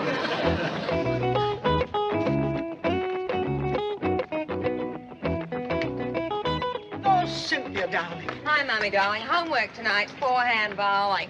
Cynthia, the most ghastly person has been phoning for you today. Mommy, I don't even know any ghastly person. Precisely what I said. I said, see here, Miss Clampett, you ghastly person. Clampett? Ellie Mae Clampett has been calling me? Yes. And she had the cheek to invite us to her home. I suspect a kidnap plot. She has the strangest accent. Mommy, the Clampetts are the avant-garde social leaders of the season. Are you serious? Dreadfully serious. You mean we should accept? Don't just accept. Call them immediately and beg to be invited. Beasley, where's the nearest phone? Front seat or back? Front seat. I tell you, Granny, I never talked to nobody so pitiful anxious to come for victuals as them Fenwicks. He must have fell on hard times, Jed. You know, it turns out she's a widow woman. Oh, Ellie Mae, Miss Fenwick called back, and she's coming for supper, her and Cynthia. Oh, good, Paul. Cynthia sure looked like she could use some victuals. Powerful, skinny girl. I told you, Jed, they fell on hard times. That's a fact. Cynthia was wearing the oldest-looking clothes I ever did see. She was? Had on the first she must have outrode 15 years ago. It barely come to her middle. And her pants had been worn till he was plumb shiny. Her ma's in worse shape than she is. That poor old widder ain't got nothing to wear. You don't say. Well, it must have shamed her something terrible to have to say it, but right on the telephone, she asked me, did she have to dress for dinner?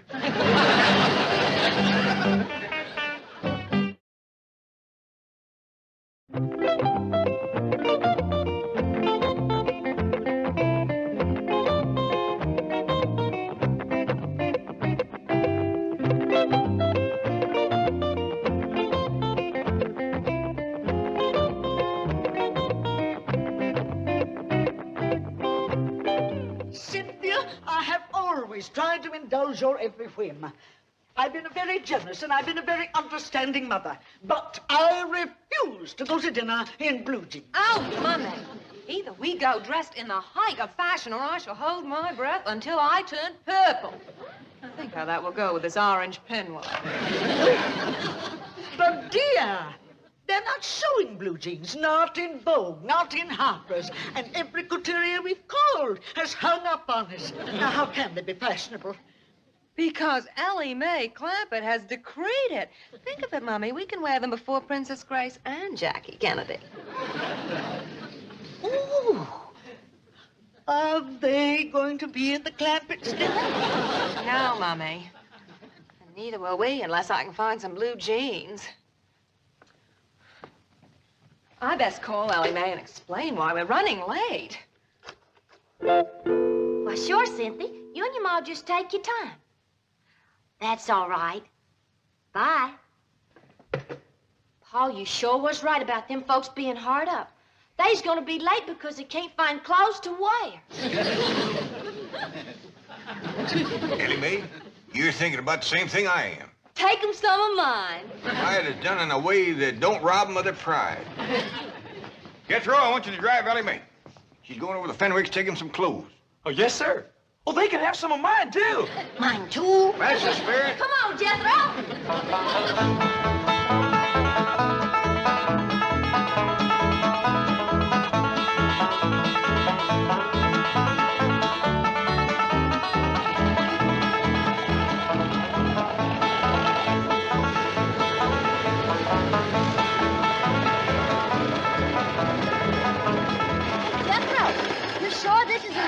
It's awful little. Yeah, this is it, all right, Ellie. Says right on it, Fenwick House. Reckon no one's home. That's good. We can leave these clothes without shaming them none. Yeah, I'll set them right inside the door.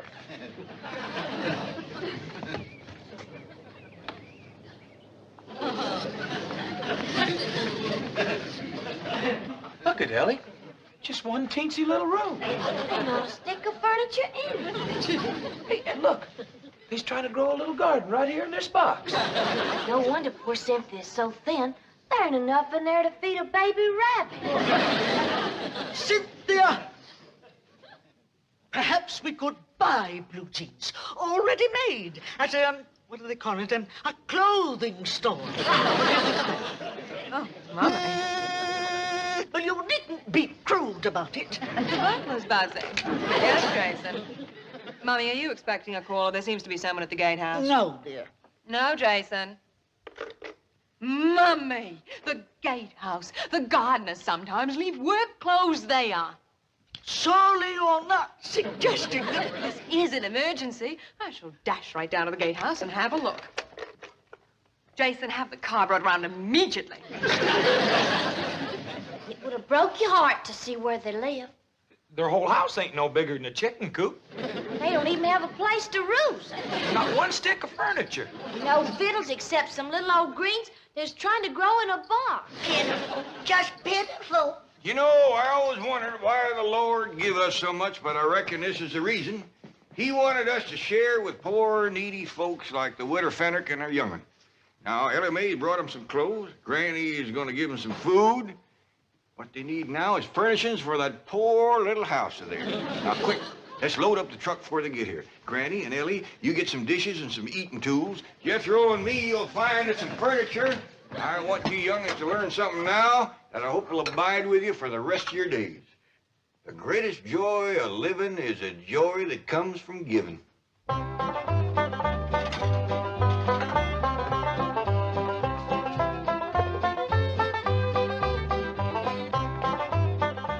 It worked. They're moving. The Clampetts are actually moving. Sure you only got room for one bed, Jethro? Just barely. Reckon it'll be big enough for the both of them? All I hear from Ellie, that Cynthia Fenwick is so skinny you couldn't hit her with a handful of corn. Oh, Mr. Clampett! I thought I saw you moving things out. I hope you're not angry over Ellie Mae's experience at the Willows, but apparently it did open your eyes. It sure did. We didn't know there was people like the Fenwicks in Beverly Hills. The Fenwicks? Did Ellie Mae meet Cynthia Fenwick? Yes, ma'am. That's how come we's loading all this stuff up on it. Jethro. No use robbing folks of their pride. He's right, Jethro. The less said, the better. Just load up and go. We's hurrying quick as we can. Let me help. Yeah, that's mighty neighborly of you. I'll go see how Granny and Ellie's getting along in the kitchen.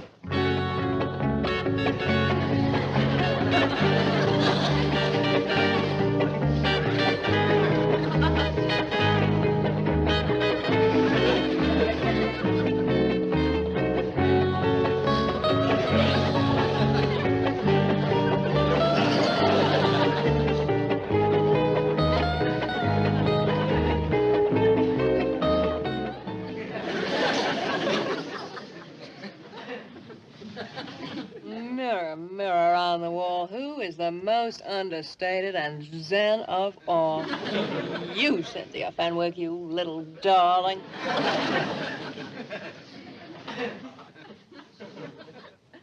Come to the mirror, Mums. Let's see how you look. I can't look. I just can't. Don't be silly. Now, here's your bucket. Bucket? Well, it's part of the Clampett look. Now, of course, you must picture your hair in braids.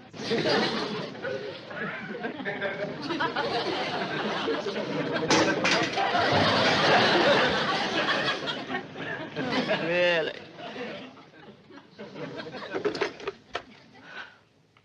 Jason, come quickly. Bring some cold champagne to pour over Mummy. It doesn't matter. Any vintage year will do.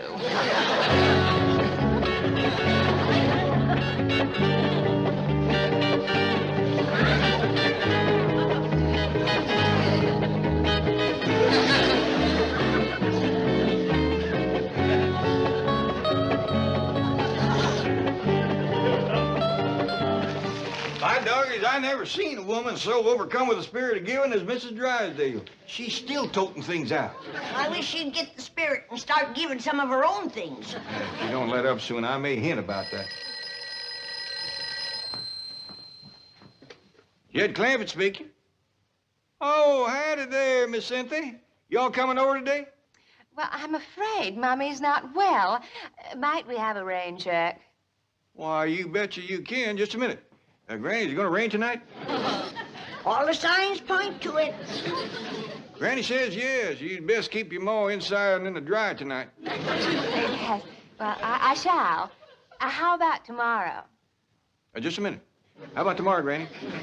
Fair and sunny. Granny says tomorrow'll be fine. You all come over and spend the whole day. Oh, thank you, Mr. Clampett. Thank you and bless you. We are so deeply grateful to you for your kindness and understanding. Well, I'd really just love to say more, but Mummy's fainted and I must attend to her. Well, yes, ma'am. You do that. Them Fenwicks is so overcome by that little show of kindness of ours that Cynthia just about bawling and the widder fainted dead away. Jed, you best come see the Mrs. Drysdale. I'm afraid she's gonna strain something working the way she is. Yeah, I'll tend to that, Jethro. You get the truck under cover before it rains. Ellie, we gotta get upstairs and close them windows.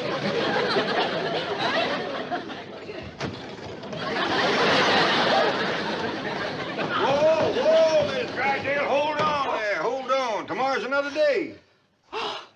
You will continue moving tomorrow, you promise? We spend the whole day just making the Fenwicks happy. And me. I'll come here early to help. Well, why don't you just rest up tomorrow? You must be all tuckered out. No. I shall be here early. Never did see such a change of heart come over a woman. Jed! Oh, Granny, let's have victuals early so we can all get to sleep early. Tomorrow's a big day. Ain't none of us gonna get to sleep early tonight, Jed Clampett. Why not? Miss Drysdale done emptied out all 12 bedrooms.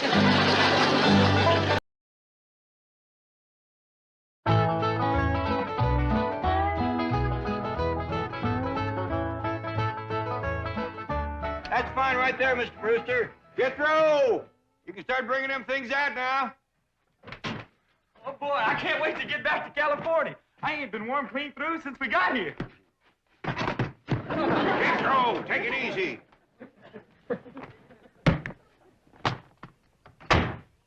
We've been Sleeping on a hard floor. It'd be awful nice to get in a warm bed for a change. I'll take it, Jethro. Jethro, I said take it easy. Granny ready?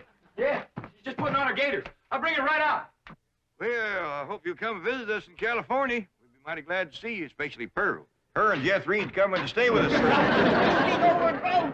Let me get my shoe on, you big overgrown moose. You can put it on in the car, Granny. We's in a hurry. We can't leave until somebody finds Ellie Mae. Where is she? She took to the woods early this morning with those 2 timber wolves that she's let sleep under her bed. Yeah, I'll find her. By doggy, it's a good thing we're leaving. One more night and she'd be baying at the moon. Now, you 2 rascals has got to stay away from Maggie and her family. You hear me? Is it a deal? All right. Now, don't you forget it.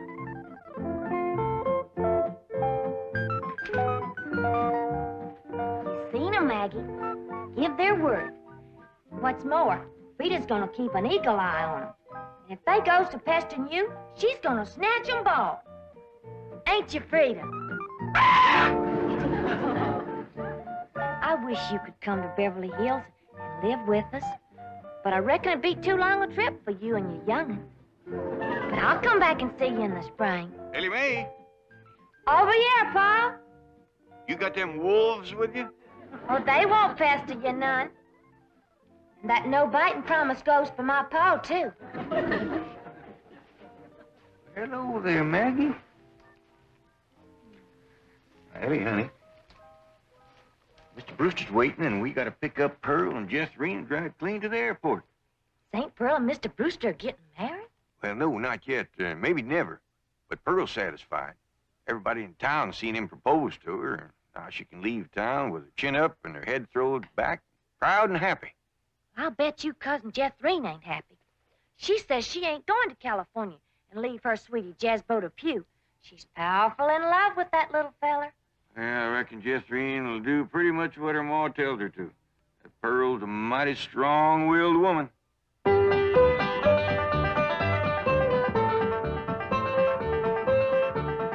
Jethrine's pretty near time for them to pick us up. Now, no more sulking. You're coming to California. I don't want to hear no more argument about it. Okay, Ma, I'm coming.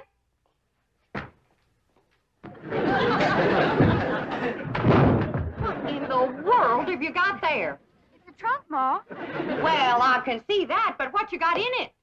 Well, I got some clothes and some shoes and some food and some water.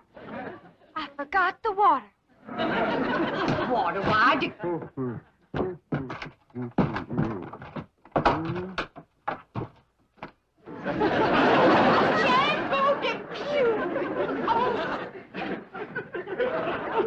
Miss Bodine, that daughter of yours is a mighty strong-willed girl. Did she put you in there? I think so. I told her I couldn't go to California with her. And that's the last thing I remember. Oh, don't let him get away. Jethriene, you put him down. This minute. What's the matter with you? Why, that poor boy could suffocate in that trunk without no air.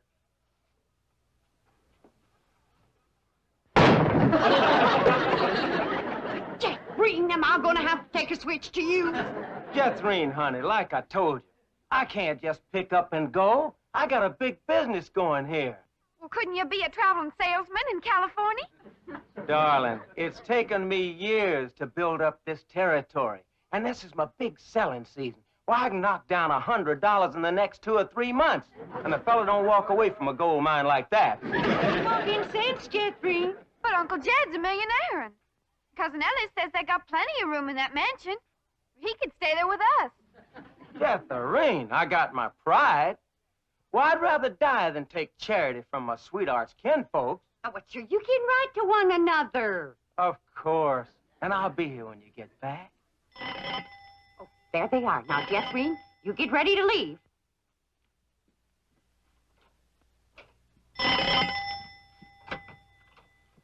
Oh, Mr. Brewster, I thought it was my boy Jethro. Cousin Jed come to pick up the suitcase. Well, no, I asked him to let me come for them. Well, you see, this may be my last chance to see you alone for a moment. Alone? You, me, us? Why would you? Well, First, I want to thank you for publicly breaking our engagement after I lost my head as I did last night. Oh, shucks. I didn't mean it when I said yes. It was just nerves and the excitement of the moment. Well, you were very sweet about it. Yeah, well, but now that my head is clear and I'm thinking straight, well, I realized I couldn't get married right now. Well, some man would lose a wonderful wife. My goodness, I got family obligations, you know. Why, Cousin Jed's been after me 3 or 4 months to come to Beverly Hills and get that wild daughter of his proper dressed and acting like a lady. I'm going to miss you, Mrs. Bodine. Yes, well, he's in desperate need of me. I don't know what come over me last evening, but now that I had a good night's sleep and my morning coffee, got my wits together, well, I could just laugh at myself for even considering marriage. Mrs. Bodine, I just want to say that I think you're a splendid woman, and I'm sure our paths will cross again. And, well, I'd consider it a great honor if you'd allow me to kiss you goodbye. Kiss me? Well, I hardly think there'd be anything wrong with that. Well, Miss Brewster, is that a new hat, Aunt Pearl? Oh,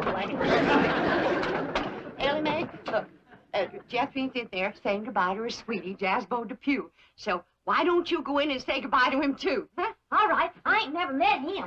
Jethrine, you're just gonna have to get it through your head. I cannot go to California, and that's that. Howdy. Well, hi, Cousin Ellie. This here's my sweetie, Jasbo Depew. Howdy, Jasbo. And a great big howdy to you. This girl is the cousin you've been telling me about? Yeah, Jasbo. She's the one we'll be staying with in California. Well, poke me another air hole, baby, and let's go.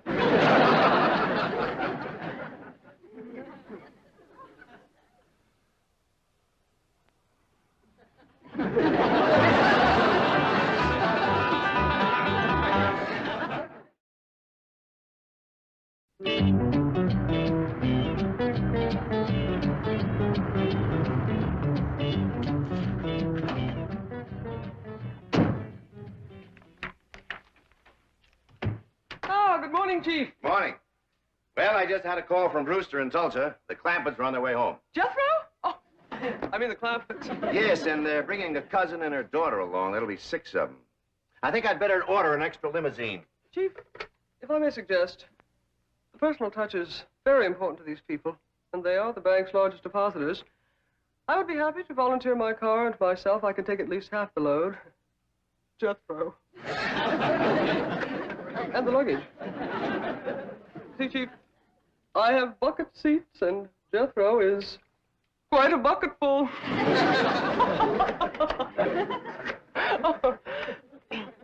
How's about 3 apiece, Chief? Fine. We'll be ready to leave for the airport about noon. Entendu, mon capitaine.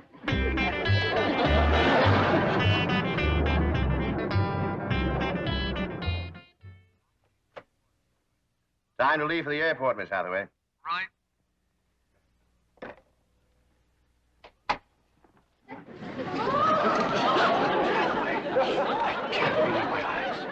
Don't be alarmed, Chief. This is just for the Clampetts. I have no intention of disrupting office discipline with my seductive appearance. What a remarkable change. 3 hours in the beauty salon. Tell me, are you busy tonight? Because if you're not, I'd like you to work and make up those 3 hours.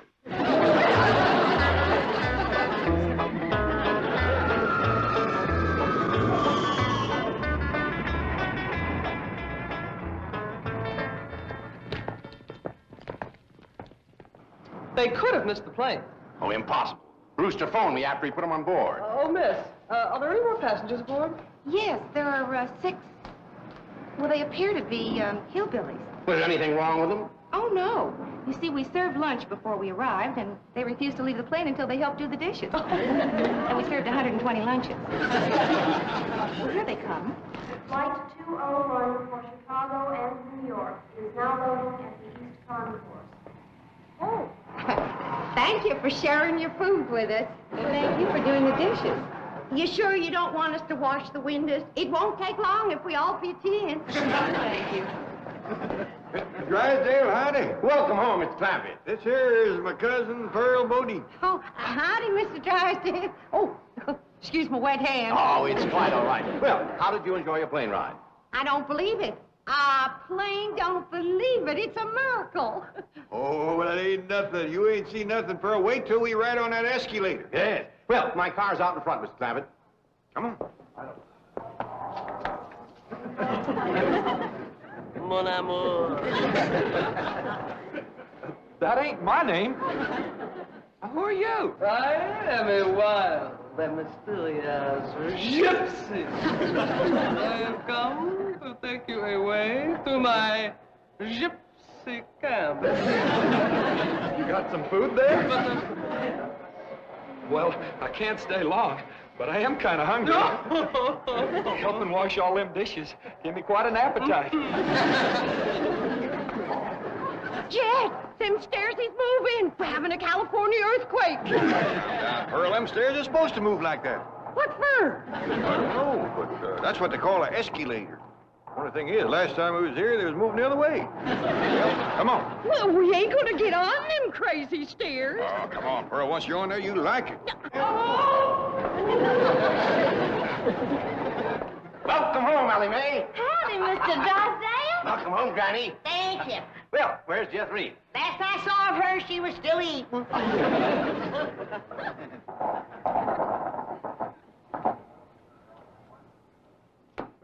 now, that wasn't bad, was it? No, it was fun. Let's go up and ride down again. Oh, no, Pearl. It's fun, all right, but it just ain't worth fighting your way back upstream.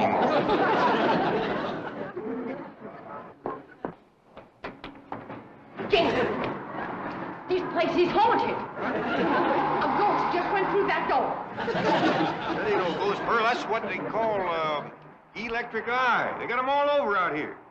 Well, you go first. I ain't taking no chances on crowding a spook. Come on, Randy. I can get on that. Come on, Randy. Oh, howdy there. So this is California. It's so warm. And the air smells different from the mountains. Yep, looks different, too. Out here, you can see what you're breathing. Yeah, got a lot of body to it. I tell you, Pearl, there's some days when you can cut it with a knife. But don't try it, because it gets the knife awful smudgy. We can wait here in Mr. Drysdale's car till the rest of them come.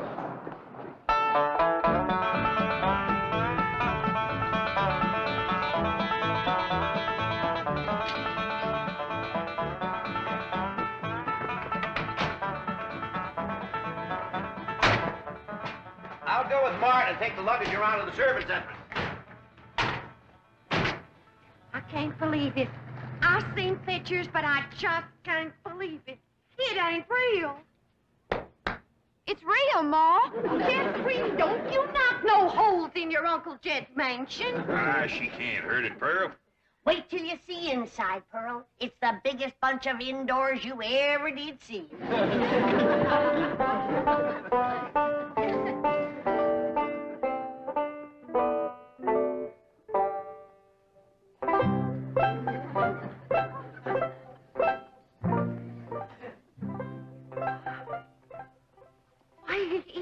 It's a palace. There just ain't no other word for it. It's a dad-blame palace. How do you get it started, Uncle Jed? Get what started? These here stairs. Ain't they like the ones at the airport? No, you gotta climb those yourself. Come on, Jeffrey. I'll show you outside. Granny, how do you ever wash that thing? Ain't washed it yet, Pearl. Oh, well, don't you worry. I'll do it. Pearl, now this here is what they call the drawing room. Drawing? Wait till you see this piano. The whole thing is hand-painted. Yeah, Pearl. Ain't that just about the prettiest piano you ever did see? It's got pictures on it.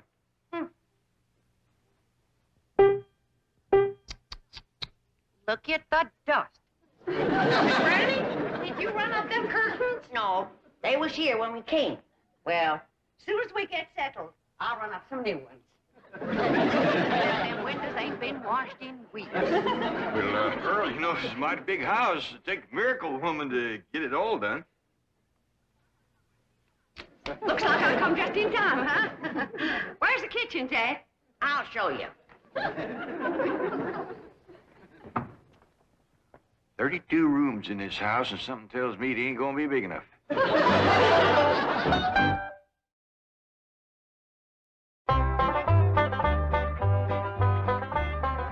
Paul, where's St. Pearl?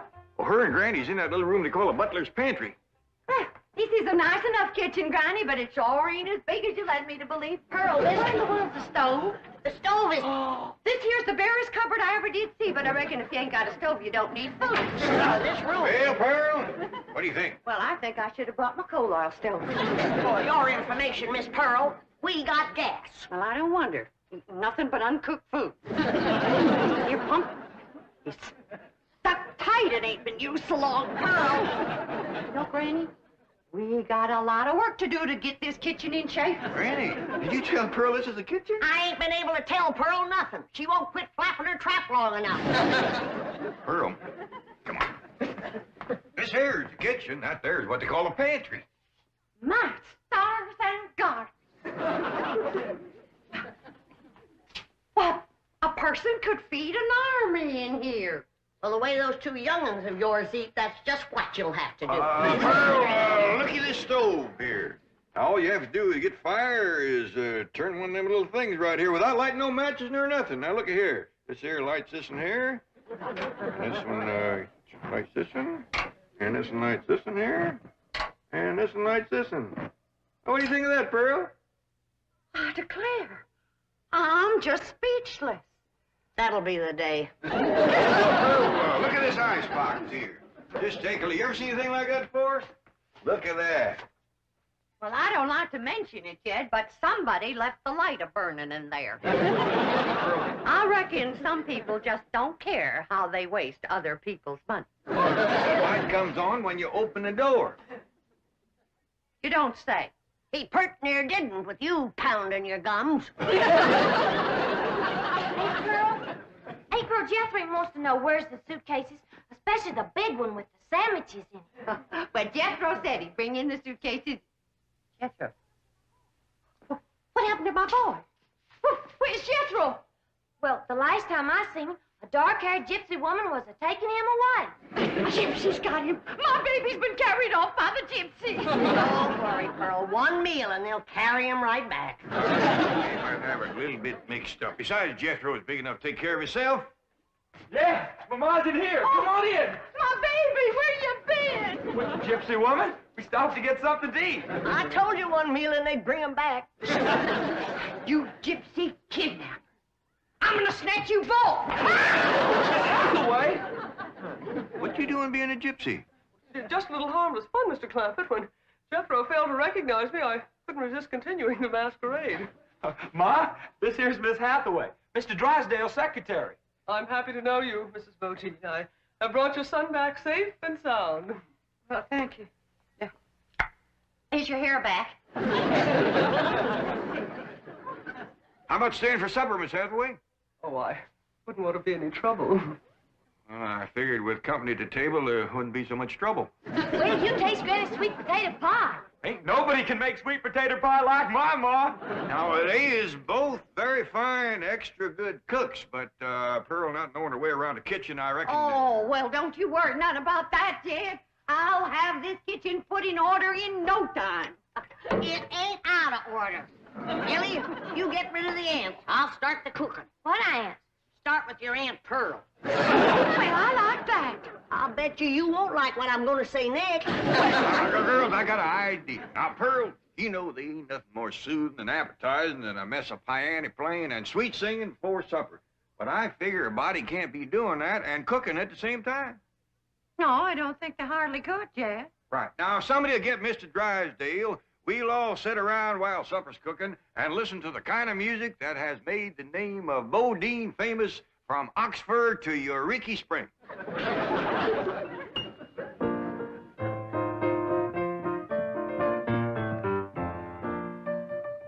Oh, Paul, it's pretty near supper time. Want me to start setting the table? Yeah, and let's use that big company table in the fancy eating room. Okay, Paul. You help me get the chairs around it? Why, sure.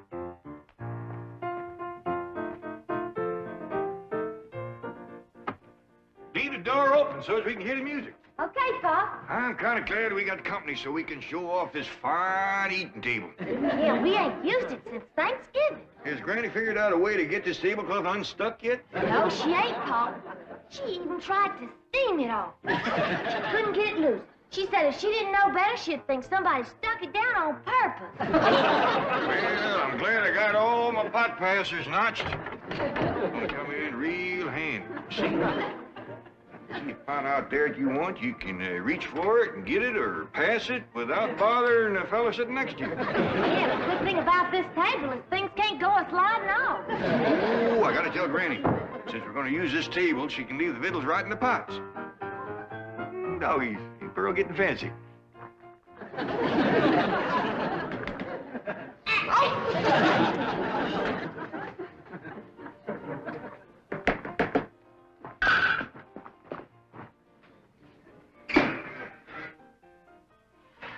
Ever see anybody bake a fluffier pie than that one? Some folks don't know that cakes is fluffy and pies is juicy.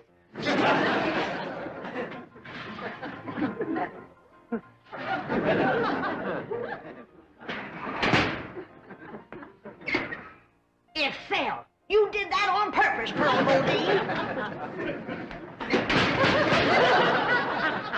My pie can't fall. It can't, huh? Just did.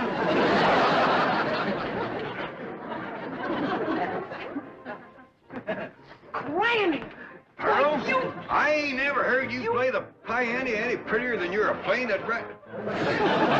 You ain't playing the piano. You betcha I ain't.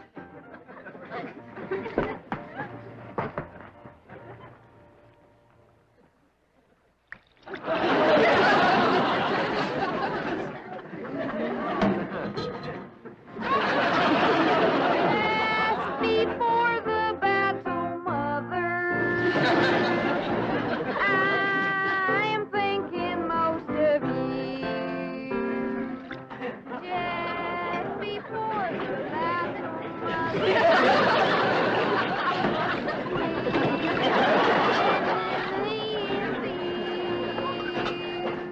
how I wish, dear sweet mother,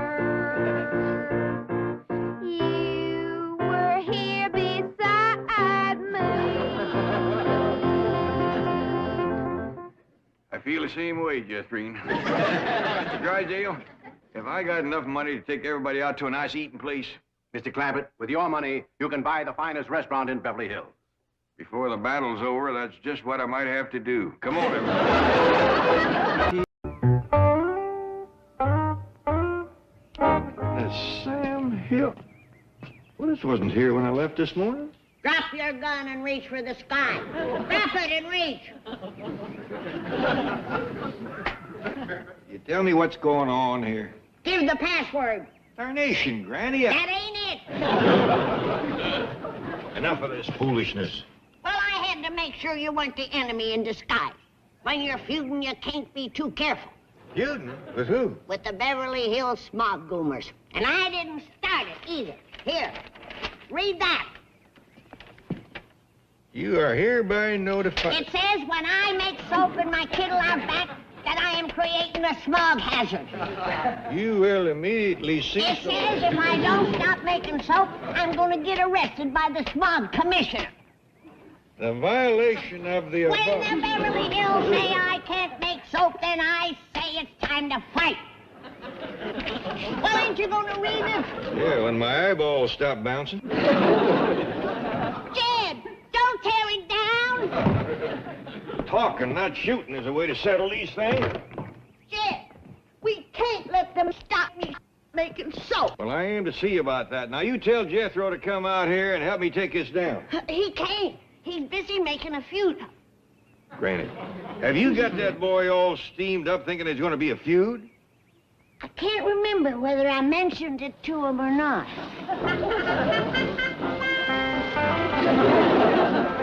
Hey, take a look at our feud tag.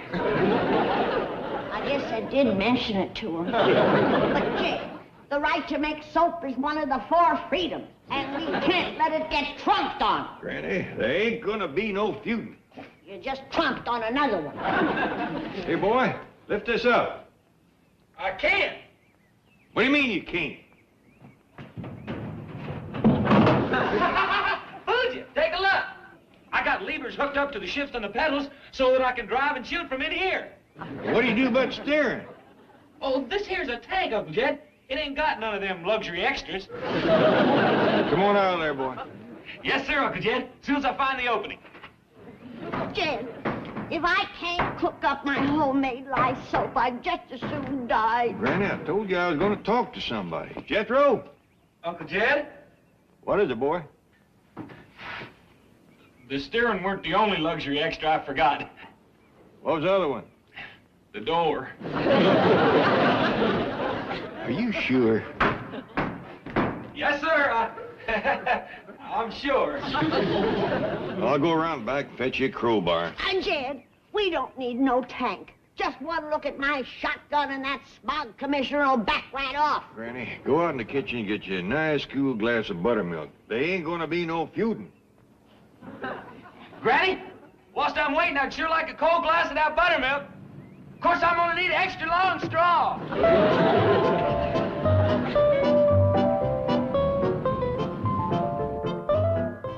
Looks like a barricade, Commissioner. Yes, when Mrs. Drysdale filed the complaint, she warned me to expect anything. I'd better handle the inspection. No. You know, there's an election coming up, and I'd better do a couple of these myself. Rough one, it's 402. I know. Open wood fire with acrid fumes. Well, I'm going out in it. Go this, Commissioner. Don't be a hero.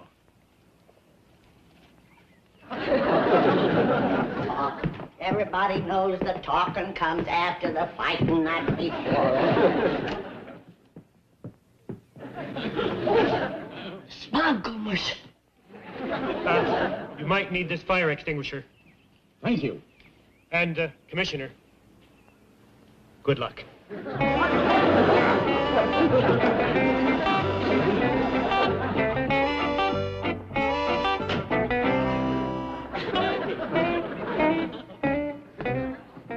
That's the ugliest varmint I ever did see. Where's my shot?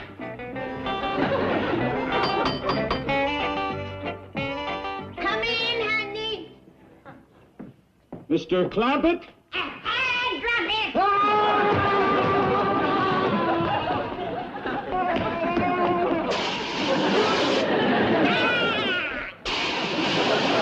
That'll learn you to mess around with the 4 freedoms!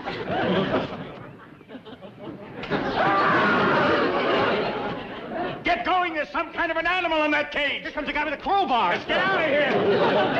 That's him, Dad. That's the smog commissioner. Just a minute, I want to talk to you. You won't get away with this! He come up to me wearing a mask and pointing this thing at me. Looks like things has got out of hand. We better get right down and talk to Mr. Drysdale. Margaret, what do you mean Tinsley's going to stop the Clampetts from making soap? I thought you contributed $500 to his re-election campaign. That's why he's doing it. Miss Hathaway, get this jerk Tinsley on the phone for me. And when I stop him, I'll be home and talk to you. Chief. Don't chief me. Get him on the phone. Why, that cheap, double-crossing, two-bit ward healer. But Chief... Show me this Commissioner Tinsley, and I'll show you a fathead. I'm Commissioner Tinsley. I'm a fathead. What's that? Oh, Miss Hathaway was just showing me how well you'd look in a mustache. Quite becoming.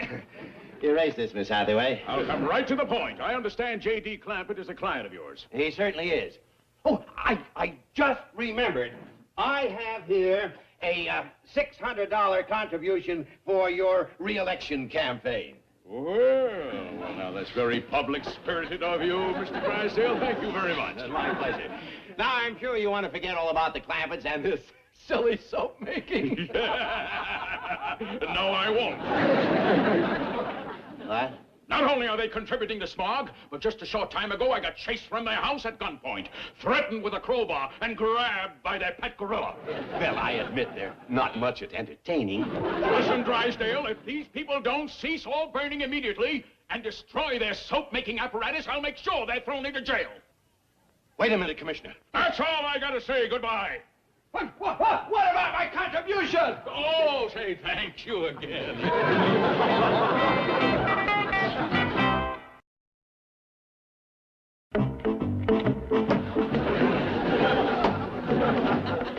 Chief, the Clampetts are here. Kid, there ain't no time to sit around and jaw. We gotta commence the attack. I'm sorry to cause all this ruckus, but Granny here is about to start a feud with the whole county of Beverly Hills. What? They may have us outnumbered, but we got a cause. The right to make soap. Now, wait. If you'll just give me a chance to see the commissioner again and discuss this. Sure. Mr. Drysdale, nobody hates feuding worse than I do. I tried to talk to him, but he wouldn't have no truck with me. I don't know what to do. He'll listen if our shotguns do the talking. Granny, Mr. Clampett, if I may interpose a note of reason, in a democratic society, there are established ways to redress our grievances with public officials. I already gave him $600. I was referring to the ballot box. Mr. Tinsley is running for re-election. I suggest you participate in the campaign and attempt to defeat him on Election Day. You mean me run for smog commissioner? Well, actually, I meant to... We know what you meant. It's Mr. Clampett's civic duty to run. And it's certainly better than feuding. Isn't it, Miss Hathaway? Well, it ain't better, but at least it's some kind of a fight. Hold on now. I appreciate the thought, but old stump kicker like me couldn't win no election. Oh, nonsense. Even if you don't win, you'll have gotten your issue before the people. Yes, the right to make soap. Mr. Drysdale, I don't think I'll... All right, then. Let's go home and gather up all the guns and dynamite we can find. I don't need an election to get Tinsley out of office. I'll blast him out. You know, Mr. Drysdale, on second thought, maybe it'd be safer for everybody if I did run for smog commissioner. Wonderful. I better run for Granny.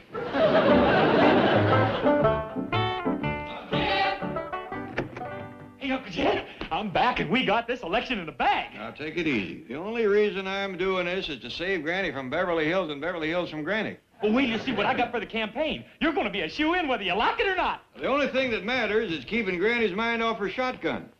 Thank goodness it seems to be doing that. Jed, I'm ready to go. Granny, I thought we was going to win this feud with votes. We are, but this is for them that ain't got a clear view of the issue. It stays here. I'm getting my votes like every other politician. You mean we're gonna buy them? No, but Jethro's got a dandy idea for drawing a crowd, and we're Uncle gonna... Jed, here's your campaign manager with the posters hot off the press. Let's take a look. Jethro Bodine says, vote for Jed Clampett. What kind of election poster's that? Well, that's the only picture I could find. Ain't you kind of tooting the wrong horn? Well, what you mean? Well, shouldn't my name be at the top? Oh, I got one of them, too. Vote for Jed Clampett for smog commish. Jethro Bodine, campaign manager. Some old printer run out of room. Well, we'll save these for later. What you got in the sack? Hamburgers. Can't you get your mind off on food and onto this election? Food. Ain't that something? And under the meat is wrote, Jethro Bodine, campaign manager. You want to see it? I don't think so. Let's get downtown and drum up some votes. Okay, I got everything we'll need. Really, Chief, don't you think it's about time you started going to a barber shop for your haircuts? Well, what's wrong with this? I say the $2.50 and give you the tip. Yes, 15 cents. Ah, don't forget the nickel I give you for the shoe shine. The sideburns a little longer this time. I feel kind of sporty after solving a major crisis like the Clampetts. You have not solved it. You have merely postponed it. Oh, no. By Election Day, Granny will be sick of the whole issue and glad to forget about blowing up the county building. Yes, but what about Mr. Clampett? He thinks he's running for smog commissioner. Oh, so they put up a poster or two. At least they're staying out of trouble. Well, I think it's the wrong way to handle the matter. Miss Hathaway, I can't stand a barber who talks all the time. It's a beautiful day. There's a band concert in the park across the street. Wait a minute. What park? What band?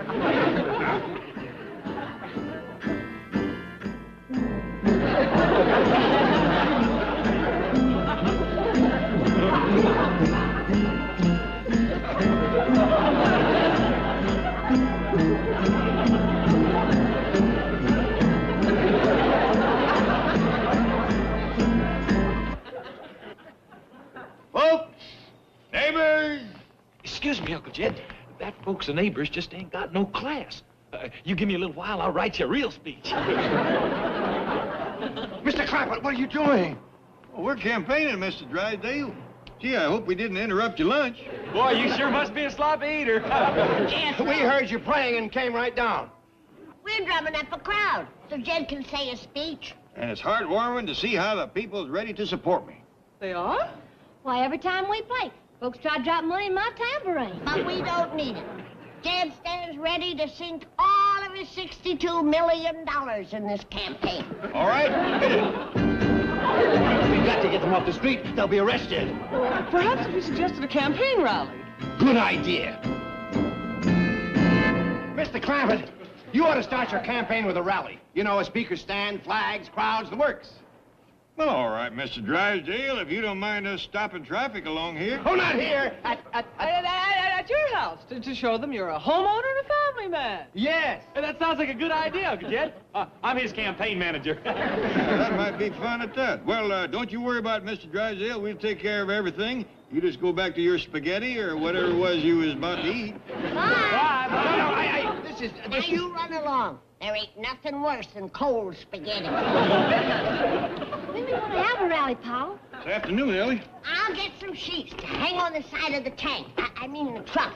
And Jethro can print on them. Well, Ellie can do that, Granny. I just thought of a way to tell the whole city about the rally on one poster. One poster? Where are you going to put it? Up there. I'm going to skyride it. Hold this, Uncle Jed. Writing in the sky. I think the boys been blowing oompaws on this thing too long. I don't think it's a blowing so much, Granny, as trying to get them hurried through these hamburgers. 3 hamburgers, everybody.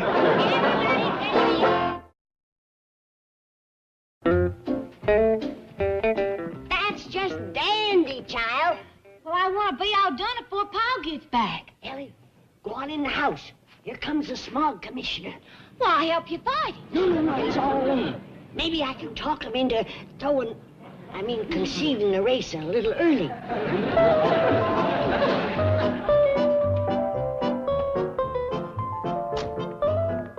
Well, if it ain't the nice Commissioner Tinsley. Now, see here, little lady. Oh, I'm awful sorry about this morning, but I want to talk to you about the election.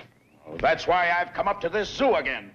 I've heard that Mr. Clampett is running, and I want to tell him that it hasn't changed my position on soap making one bit. Well, Jed's out back. Well, then you tell him. He's wasting his time. Oh, now, don't yell at Granny. Oh, I'm sure you have a nice little old mama just like me somewhere. Hardly. Your gorilla escaped. Oh, that's Jethro, my grandnephew's invention. He's a genius, you know. Has a lot of levers and such, all rigged up so he can drive it from in there. Really? Take a look. It's fascinating. Where does your dear old mama live, Mr. Commissioner? Des Moines, Iowa. Oh, my. And how long has it been since you've seen her dear, sweet face? Been over a year. Oh, that long. How would you like to take a trip to Iowa and visit her till after the election? What? Now, see here. Jethro will drive you as soon as he gets back. Granny! Commissioner! Why, Commissioner, what were you doing in there? Why, I don't know. Rally today. So that's it, eh? Thought you'd get some publicity at my expense. Well, it won't work. And as soon as I defeat you at the polls, I'll get the smog control to raid this place. Granny, you shouldn't have done that. It was for his dear, sweet mama. She'd have been so happy. Paul, Granny, look! Jethro's putting Paul's name in the sky. Danged if he ain't riding in the sky just like he said, with the airplane trailing smoke. That's a poster you can't miss. There's your name, Jed. J-E-T. That cluck. He ain't never gonna get to your name. He's doing good if he finishes the picture.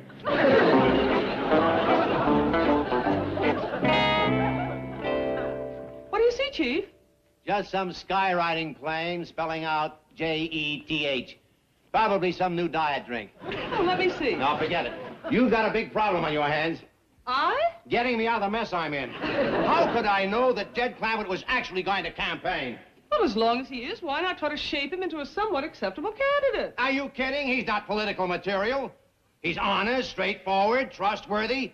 What kind of a politician would that make? And he has no sophistication. He's just a rail splitter, born in a log cabin. Isn't his similarity to Lincoln amazing? Who? The man on the $5 bill. Oh, yeah, Lincoln! What about it? I was just saying that Mr. Clampett has a great deal in common with him. Yes, he has. See, I wonder if with the right public relations... Oh, Chief, I didn't mean... No, wait, you hit on something. We can play up the log cabin, the rail splitting, the honesty bit. Oh, what a campaign! For a small commissioner? Oh, that's only the beginning. With this gimmick, there's no telling how far he can go. Mayor, state senate, governor's mansion. Chief. From there, it's only a hop to the White House. Honest Jed Clampett, President of the United States. And I'll be right there beside him, Secretary of the Treasury. The Mint is my playground. A summer home at Fort Knox. Now, lie down. Let me put this bag of silver dollars on your forehead. Well, I reckon we better forget about having the rally today. Yeah, we ain't gonna get no big crowds with that.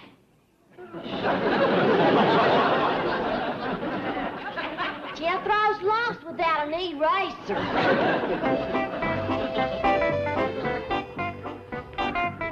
Don't nobody say nothing. Now, hold on, boy. You done your best. Dumb old pilot.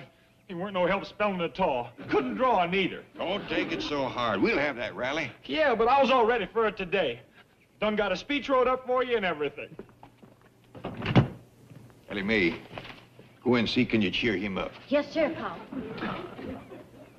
Let's hear the speech, Jed. All right. Looks like a dandy. Friends, Romans, countrymen, lend me your ear.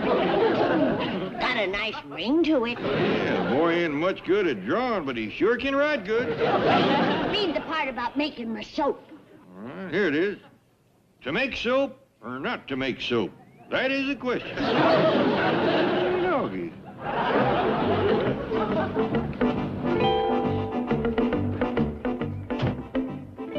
Mr. President. Chief, remember, small commissioner first. Did you have your rally? Well, we wanted to, but nobody got the word. Oh, what happened? Them ain't thunderclouds up there. Well, we're going to have it. Jethro'll be heartbroken if we don't. Mr. Clampett, you're going to be on television. We've arranged for a great debate with Tinsley. Well, good. I got a dandy speech here.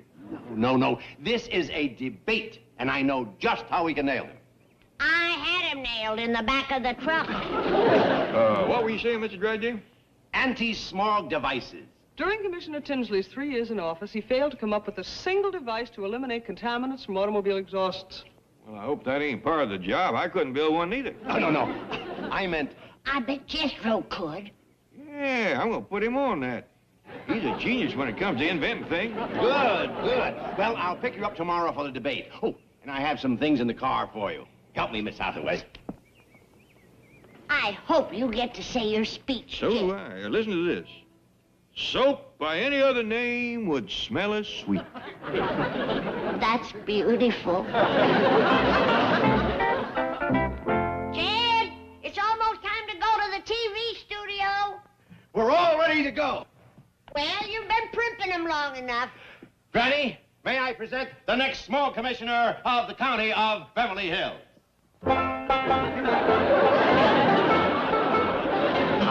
Wonderful. All we need now is a beard. Drysdale, I don't want to wear this. I'll get it. But you must. It's all a part of the campaign. How do you do, Granny? It's the small goober. Everybody out back. We gotta protect the soap. Keep the old fire burning. Now, hold on, Tinsley. What is this? I just came over to offer Mr. Clampett one last chance before the debate to withdraw from the race. Running scared, eh? Now that you're up against honest Jed. I ain't going to do it. I don't care if it costs me the election. I can't try to be somebody I ain't. But, Uncle Jed, we got the election in the bag. I done invented a smog device small enough to fit on any car. What? I never saw one that small. Why, that's amazing. I tested it. It works. This is without my device, and this here is with it. Filtered it completely. What a breakthrough. I'll pull the truck up front and demonstrate it for you. We'll make a fortune. Now, wait, Mr. Drysdale. If it's good for folks, we'll want to give it to the country. Yeah? Well, that's wonderful. In return, I'll allow Granny to make her soap. What are you talking about? Mr. Clampett's gonna be the new small commissioner. Oh, no, Mr. Drysdale. If Mr. Tinsley will allow Granny to make her soap, he's got my vote. No! I never cared about running no house. It's a deal, then. Okay, Mr. Tinsley. Ready to put my device on the truck. Ah, you're a genius. Building a workable device this small. Oh, the device weren't nothing. The real problem was making the filter. Filter?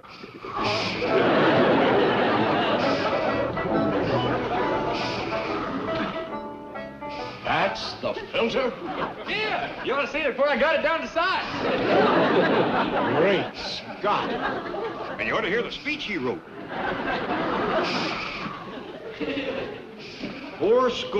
87 years ago.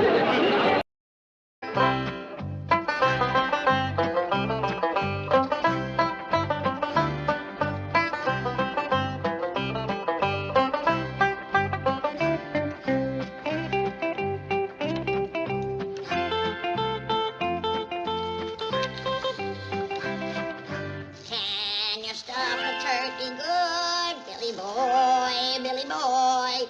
Can you stuff a turkey good for Thanksgiving? She can stuff a turkey good like a turkey stuffer should, but she's a young thing and cannot leave her mother. Can she roast a turkey brown?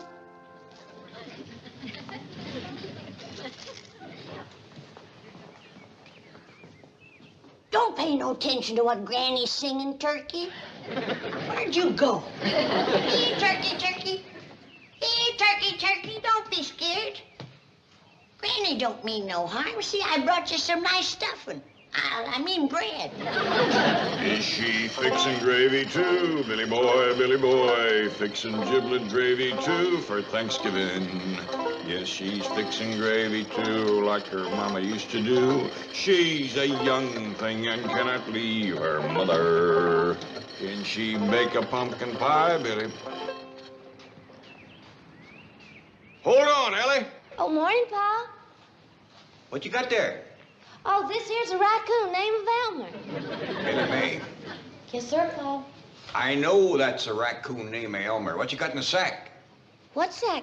Sack you toting? Sack I'm toting?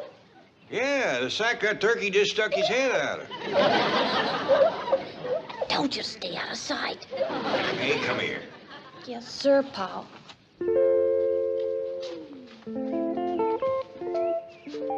Ellie Mae, I told you not to go friendlying up with that turkey bird so close before Thanksgiving. Well, it wasn't me, Pa. It was Elmer here. Was it Elmer chucked him in that sack? Well, he didn't do it alone. I kind of helped him. Kind of helped him take him out and put him back in his pen. Mr. Drysdale gave us that bird for a meal, not a pet. Well, he's awful smart, Pa, and friendly, too. Well, I learned him to shake hands. Well, Ellie, he ain't likely to be going into politics. I'll just take him out the sack, and he can shake hands with you. I don't want to shake his hand. What's going to happen to him is bad enough without him thinking a friend done it to him. Now put him back and leave him be. Yes, sir, Pa. Come on, Elmer. Let's put poor old Herman back in the pen. Herman. I declare, Duke, if Mr. Drysdale give us a string of weenies, that girl make pets out of them. Jed, can I borrow that old hound dog for a minute? Well, sure, Granny. What for? The turkey got away, and I want old Duke to sniff out his trail. Oh, you don't need old Duke, Granny.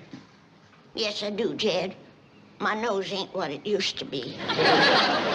It was Ellie let Herman out, the turkey. Herman?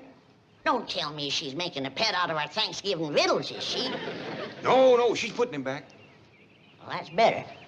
It's been a whole year since the Drysdales sat down at the table with us, and we got to put on the dog.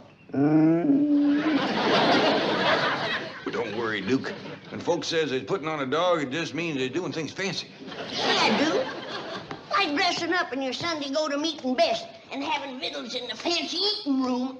That reminds me, I told Jethro to put the company chairs around the fancy eating table. Best go and see how he's doing. Didn't aim to scare you, Duke. Come on now. Get them worry wrinkles out of your head. Us old folks has got to stick together.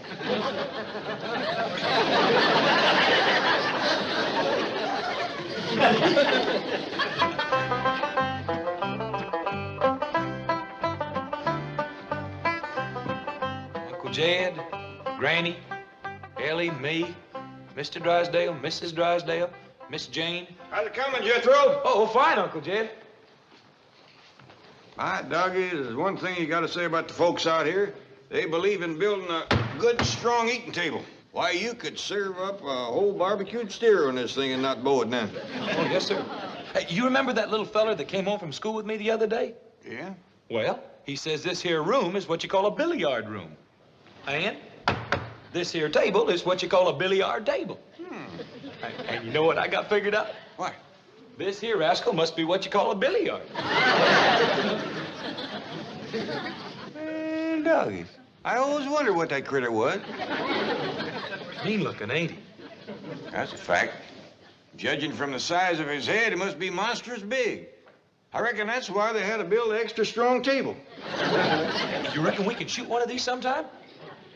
We live around here in Beverly Hills? I reckon so. This little feller says his pa shoots billiards a couple nights a week. Kind of a night, do they? Yes, sir. I ain't so sure I'd want to run into him in the dark. Awful ugly, huh? Well, maybe that's one good thing about catching us a billiard. I don't reckon even Elliot'd want to make a pet out of him.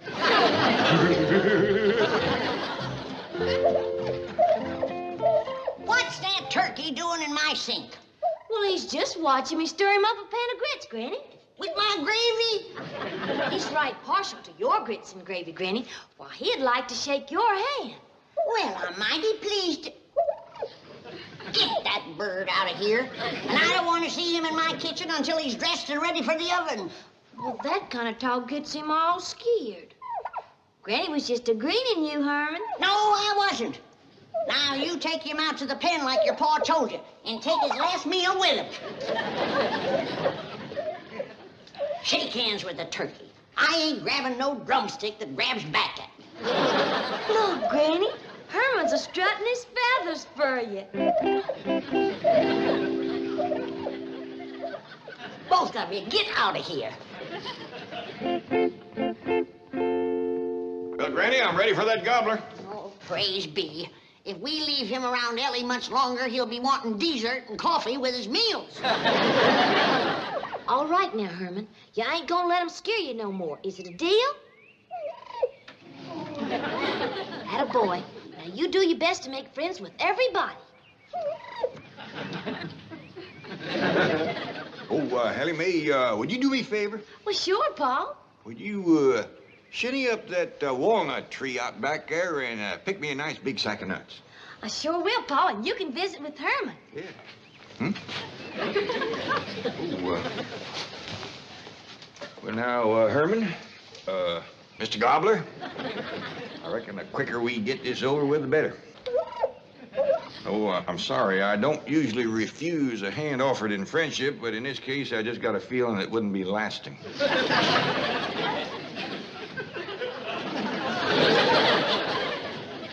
No hard feelings. I got nothing against you. You're, as turkeys go, I reckon you're right up there with the best, but I'd appreciate it if you wouldn't look at me like that. Oh, what's the use? I can't do it.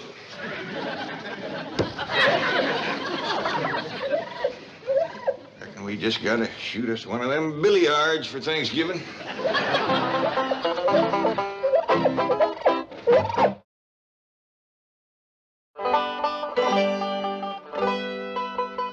That there is what you call a Beverly Hills billiard. I don't care what you call it. I ain't gonna cook it. Granny, the folks that live here before us must have found it pretty tasty. This here table was built just special for billiard. I don't care. Anything that looks that mean gotta taste mean. Besides, it's too big to cook. I could dig you a barbecue pit out back. No, sir. Mr. Drysdale give us a turkey. and I got the stuffing made. And by digs, I want that turkey cleaned and dressed and no more foolishness. I'm sorry, Granny, I just can't do it. Maybe Jethro can. He ain't got acquainted with Herman like I have. Do what, Granny? Clean and dress a turkey. Can you do it? I reckon so. Well, get at it. It's back of the kitchen in that pen. Yes, ma'am. I declare, I never thought I'd see the day that Jed Clampett was scared to kill a turkey. Heaven help him if he ever meets up with a billiard. Hey, Granny, I got the turkey all cleaned and dressed. Fetch him in. I'm ready. Yes, ma'am.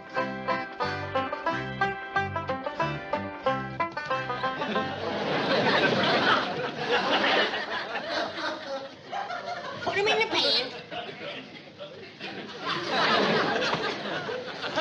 What in tarnation? Do you call that dressing a turkey? Well, I did the best I could. I didn't have no clothes that'd fit him. I borrowed them clothes from a little fella down the street. I think he's kind of cute myself. So does he. He even shook my hand. Well, howdy there, Miss Jane. Greetings, Mr. Clampett.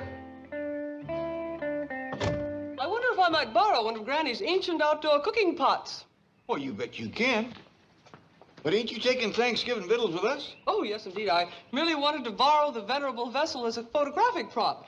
You see, Mr. and Mrs. Drysdale are posing as Governor and Mrs. Bradford in a recreation of the first Thanksgiving some 342 years ago, when the Algonquins, Squanto and Massasoit befriended the beleaguered Pilgrims and so made it possible to perpetuate the Plymouth colony and bring into being what is now one of the most important holidays in the American calendar.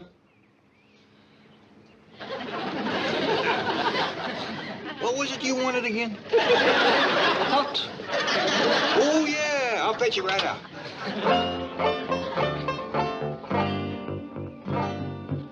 Milburn, hurry! Oh, here you are. So sorry for the delay. Miss Hathaway is out getting a kettle, and Mr. Drysdale doesn't have his costume on as yet. Pale-faced squaw, descendant of Pilgrim. He present when Red Brother bring turkey for feast. Me grateful to Red Brother. Milburn, hurry! What was he talking about? As near as I can figure, she's got a brother who's a communist.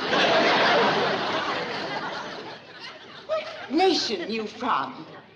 You from Mohican? Kennebec? Algonquin? Where are you from? Central Casting.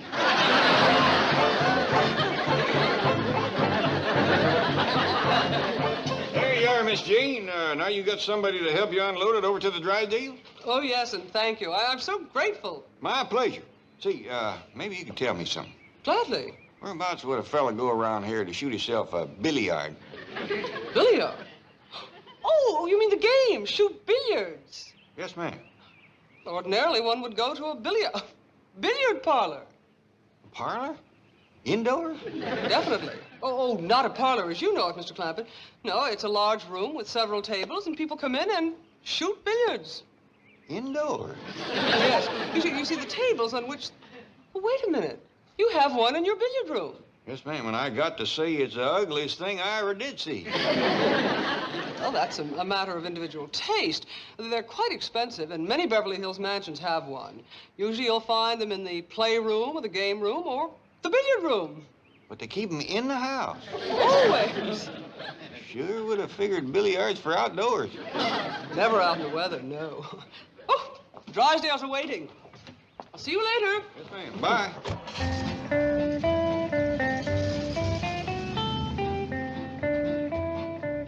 Granny, would you believe it? These Beverly Hills folks keep them big, ugly billiards indoors and for pets. No.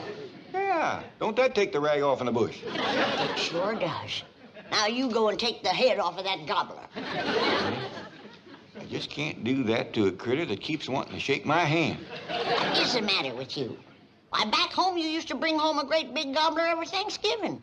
Yeah, but they was wild turkeys that hunted and shot out in the woods. They had a sporting chance. Well, then you take iron out and turn it loose in the woods and hunt it. Ding it, I think you got an idea there. I hope so. When the Drysdale come to eat, they want to see that bird sitting on the table, not at it. Oh, sorry to keep noble chiefs waiting. Husband not in costume yet. If Indian thirsty, pale-faced squaw, be happy, bring refreshment. Crazy, I'll have a beer. Make mine a dry martini. Indian what? Fire water? Very dry. 10 fire water to 1 vermouth. Hey,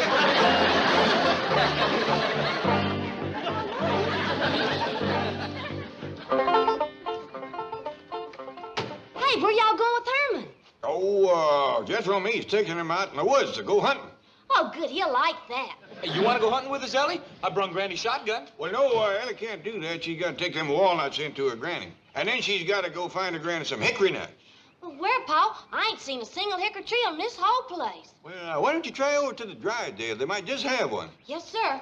Why, they ain't got none to Hurry with the hickory nuts. Drive on, Jethro. Bye, Ellie. Bye. Have a good time, Herman. There. We're going to have a very authentic reproduction of the first Thanksgiving. Massasoit? And you are Squanto. No, lady. That's the clown that rides around with the Lone Ranger. Oh, hi-ho! No, I won't do it. I won't. Please, Milburn. Not have my picture taken in this ridiculous getup. But it'll be in the society section tomorrow. Oh, no, it won't. Please, Redskin, help pale-faced squaw. Pale-faced squaw, speak with forked tongue. No bring Redskin firewater. Hot, Miss Hathaway, quickly. 1 beer and 1 firewater. Dry martini. I could use one of those myself. Grab him. No. Oh, Come Milburn, back. I'll fix you a drink myself. I just don't want you disappearing again. Let go of me. Sorry, mister. You no pose, we no get paid. Come on. Hold still.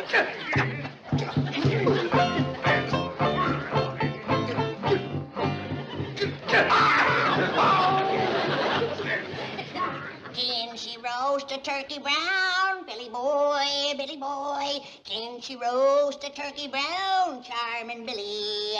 She can roast a turkey brown. Quick as Jed shoots him down. She's a young thing and... Granny, get the gun. Injuns, get your guns. The Injuns is attacking. Injuns? You mean Redskin savages? Yes, ma'am, they's on the warpath. They done captured Mr. Drysdale. Where's my gun, Ellie? Ellie, where's my gun, Ellie? Jethro took it to the woods with him this morning when him and Pa went hunting.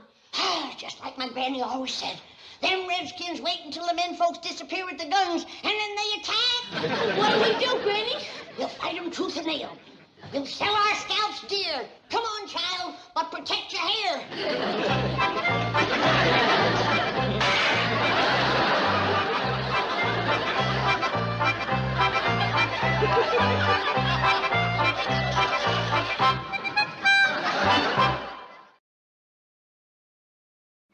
Now then, happy pilgrims, happy Algonquin. Chief, you look terrible. What do you want for this kind of dough? Custer's last stand? Oh, no. I meant my chief, Mr. Drysdale. Now then, everyone, smile. Smile. Hold it.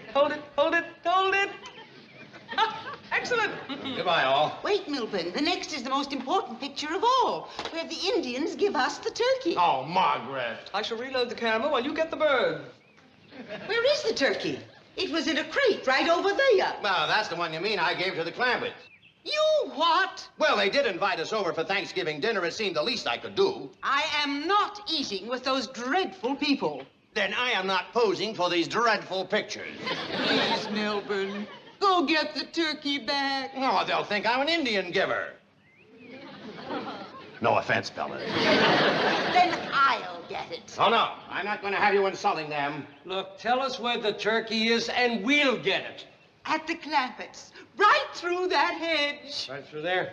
Come on, friend. Right through there. Oh, tell them you just want to borrow it. They can have it back. What?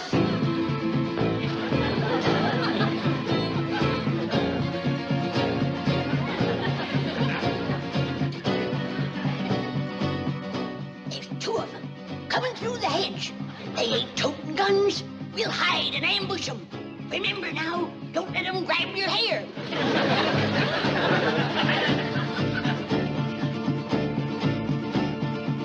Jump him!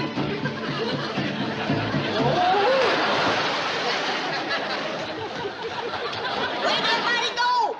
Come on, let's fight! Let's fight! Well, I reckon we gotta go in and face Granny. She's gonna be powerful mad. Yeah, but Ellie's gonna be powerful happy. With Herman, that's two happies to one mad. I'm kind of happy myself. So am I, Jethro. Well, let's get him around the back. You fetch the gun. Come on, Herman. Outside of a politician, I ain't never seen any critter so all-fired anxious to shake a man's hand.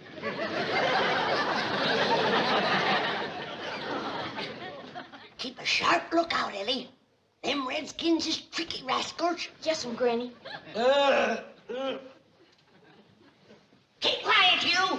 Don't you try to signal the rest of your tribe. Lay down, you hair-stealing varmint. Granny, I hear something.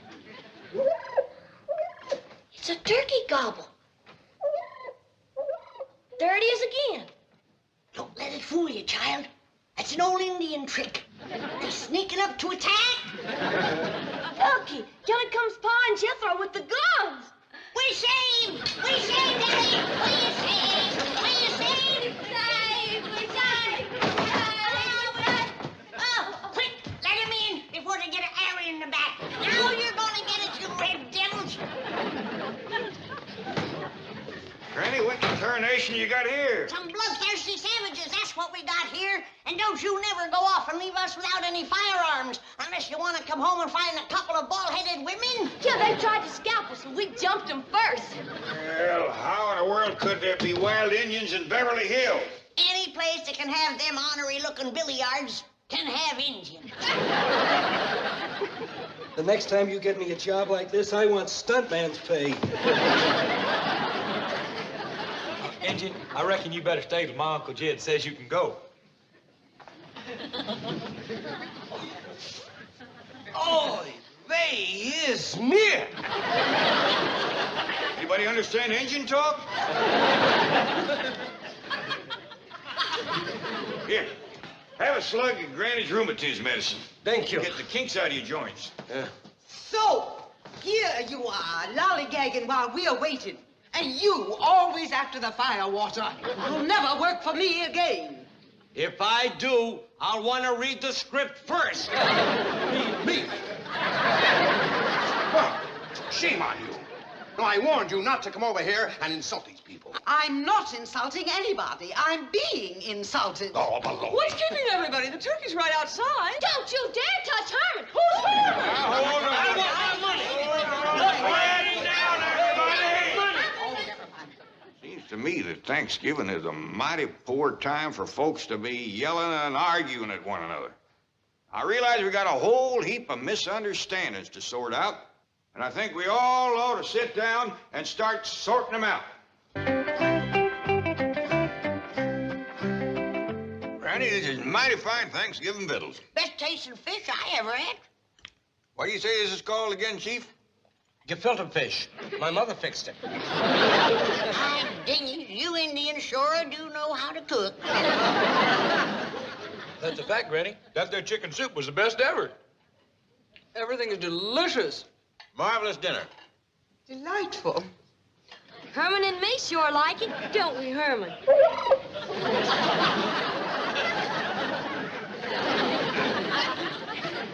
By the way, Mr. Clampett, you know you're eating on a billiard table? Yes, sir, I do. And next year, we gonna have us one of them rascals for Thanksgiving. I still say I ain't gonna cook it.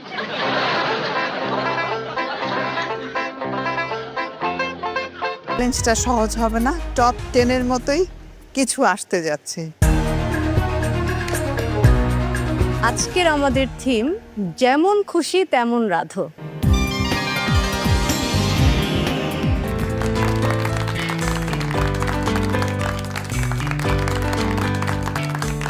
Top 10-এ চলে আসছি, তো আমার মঞ্চটা দেখে এত ভালো লাগতেছিল, আর মনে হচ্ছে আমি প্রতিদিন আসি, বাট আজকে আবার নতুন করে দেখছি, ওরকমটা মনে হচ্ছিল আমার কাছে। ফাইনালি আমরা পেয়ে গেছি আমাদের টপ 10 পার্টিসিপেন্ট। এখন লড়াইটা কিন্তু আরো কঠিন। তামান্না, অনেক কাঠখড় পুড়িয়ে তারপর সেরা দোষে জায়গা করে নিতে হলো। কেমন আছেন আজ? আলহামদুলিল্লাহ অনেক ভালো আছি আজকে। আমি অনেক হ্যাপি। আমার প্রথম টার্গেটই ছিল যে আমি টপ 10-এ থাকবো। একটুর জন্য যেটা ছুটে যাচ্ছিল, আমি অনেক চ্যালেঞ্জ ফেস করেছি। আমি খুব হ্যাপি। গুড। নিশাত, কেমন লাগছে টপ 10-এ এসে? আলহামদুলিল্লাহ খুবই ভালো লাগছে। গত সিজনে যেহেতু চলে গিয়েছিলাম স্বপ্নের খুব কাছ থেকে, তখন চিন্তা করেছিলাম যে মহামঞ্চে যেন আমি আসতে পারি, তো মহামঞ্চে এসেছি এবং এখন টপ 10-এ, এটা ভাবতে আসলেই খুব ভালো লাগছে। এবারে আমি এমন একজনের সঙ্গে কথা বলতে চাই যিনি গত পর্বে আমরা দেখেছি তিনি তার ক্লোজিং স্পিচ রেডি করে ফেলেছেন যে আজকে তাকে চলে যেতে হবে মহামঞ্চ থেকে। কিন্তু কেমন আছেন এই মুহূর্তে? যদি বলি যে কেমন আছি, আলহামদুলিল্লাহ খুবই ভালো আছি। বেশি যে ভালো লাগার বিষয়টা সেটা হচ্ছে যে টপ 10-এর মধ্যে জায়গা হয়েছে, তার থেকেও বড় বিষয় হচ্ছে ভাগ্য। আমার ভাগ্যেরটাই হবে, খারাপ করলেও আমার ভাগ্যেরটাই হবে। আমি একটু কুমুর কাছে যেতে চাই। কুমু, সেরা রাঁধুনি 1427-এ আপনি টপ 7-এ জায়গা করে নিয়েছিলেন, এখন রয়েছেন টপ 10-এ। কি মনে হয় লড়াইটা কতটা কঠিন হবে আপনার জন্য? প্রতিদিনই চ্যালেঞ্জগুলো কঠিন। আমরা যেটা ভাবি বা যেভাবে চিন্তা করি, মহামঞ্চ আরো কঠিন করে দেয় আমাদেরকে, আরো পাজলড করে দেয়। মহামঞ্চে সবকিছু এত আনপ্রেডিক্টেবল, আমি নিজেও পাজল হয়ে যাই আপনাদেরকে দেখে মাঝে মধ্যে। বিজ্ঞ বিচারক, আজ যেহেতু আমাদের টপ 10-এর প্রথম চ্যালেঞ্জ, তাদের জন্য আজ কি চ্যালেঞ্জ হতে যাচ্ছে?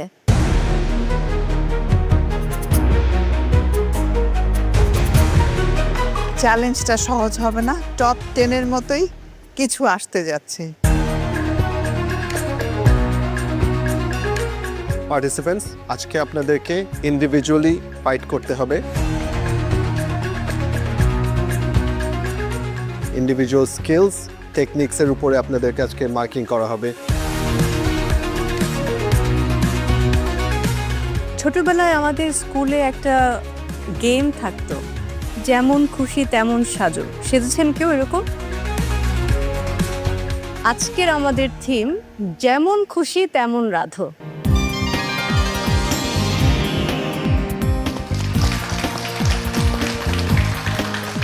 যতগুলো আমাদের থিম গেছে সবগুলাই কারো না কারো সিলেকশনে রান্না করতে হয়েছে, কিন্তু আজকে যখন ফার্স্ট শুনলাম যে নিজের ইচ্ছা মতো রান্না করতে হবে, তো অনেক ভালো লাগছিল। আমি তো একটু নস্টালজিক হয়ে গেলাম। যেমন খুশি তেমন রাধো, তো কি রাঁধতে হবে বা কি করতে হবে এটা তারা সিদ্ধান্ত নেবে। তাহলে ব্রিফিংগুলো কি থাকছে? আজকের চ্যালেঞ্জ যেমন খুশি তেমন রাধো। এই চ্যালেঞ্জে আপনাদেরকে দুটো ডিশ রান্না করতে হবে, দুটো রেসিপি। আর আজকের আপনাদের রাঁধুনি স্টোরে যাওয়ার সময় থাকছে 15 মিনিট, রান্নার জন্য থাকছে 1.5 ঘন্টা।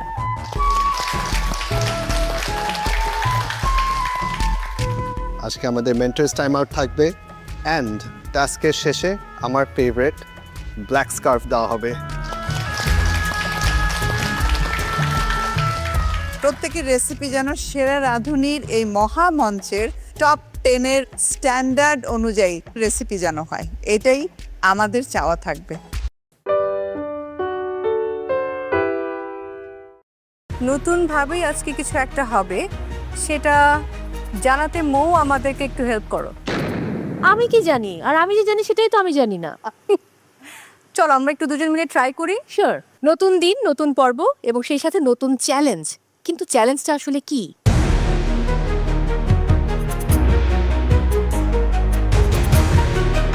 আজকে আমাদের নতুন করে চ্যালেঞ্জ শুরু হবে, জানি না কি হবে, দেখা যাক।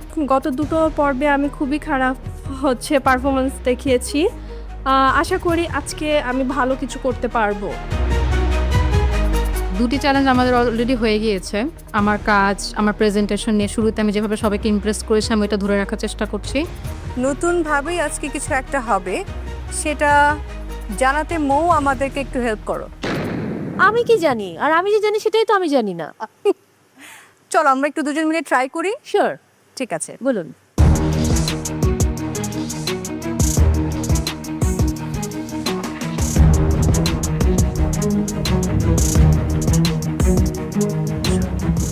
আপু কোনো কি সমস্যা? আপনি ফিস ফিস করে কথা বলছেন কেন? কি যেন বললে তুমি? ফিস ফিস করে কথা বলছেন কেন? লাউডলি ভাই শুনতে পাচ্ছি। এই যে তোমার মুখ দিয়ে তো বেরিয়ে গেছে মানে ফিস ফিস। রাইট। মহামঞ্চ আসলে একটা রহস্যময় জায়গা, এটা একটা মরীচিকাই বলবো। যদি মনে হয় যে এটা হবে, তবে সেটাই আগে হয় না, এবং যেটা মনে করি না যে আজকে হবে সেটাই হয়ে যায়।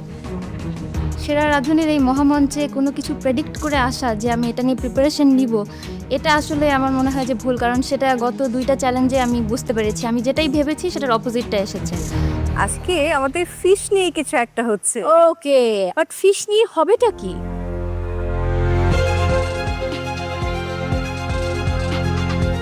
মাছ তো শুনে নিলে, মাছে ভাতে বাঙালি, সেই মাছ দিয়েই তৈরি করতে হবে আজকে আমাদের স্পেশাল ডিশ।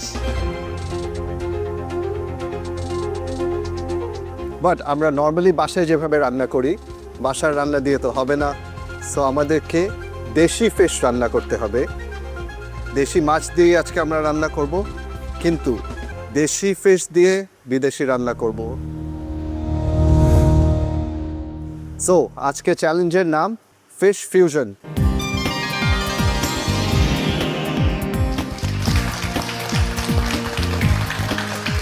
যখন শুনলাম যে আজকে আমাদের ফিশ ফিউশন হবে, তখন শুনে একটু ভয় পেয়েছিলাম। তারপর ভাবছিলাম যে না, মেন্টর যেহেতু আছে, উনি ভালো মতো এক্সপ্লেন করে দিলে আমি করতে পারবো ইনশাল্লাহ। আজকে যখন টাস্কটা অ্যানাউন্স হলো যে ফিশ ফিউশন, মানে দেশি মাছ দিয়ে একটা ফিউশন ডিশ করতে হবে, আমার তখনই আমার টিমে জিনাতের কথা মাথায় আসলো। আমি জানি ইন্টারন্যাশনাল কুইজিন নিয়ে তার আইডিয়াটা খুব কম।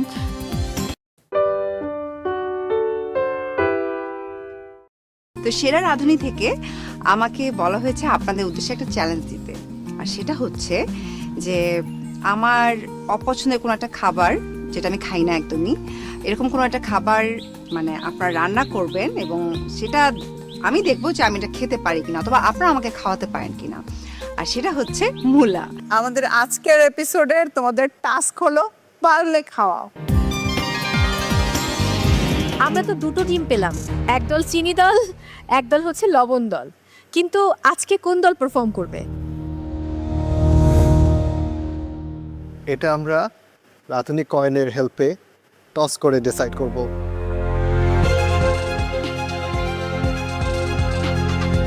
লবণ অ্যান্ড চিনি 2 গ্রুপ থেকে সাফায়েত আর অসিত চলে আসেন সামনে। ট্রফি শেয়ার রাঁধুনি। কে কোনটা নেবে? ট্রফি। উনি ট্রফি বলেছে। ট্রফি শেয়ার রাঁধুনি।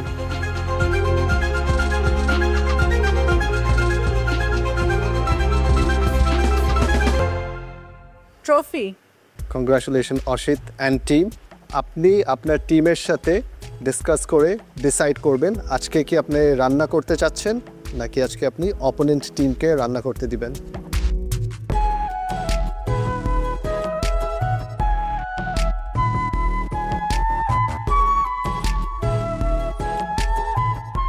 কি ডিসাইড করলেন?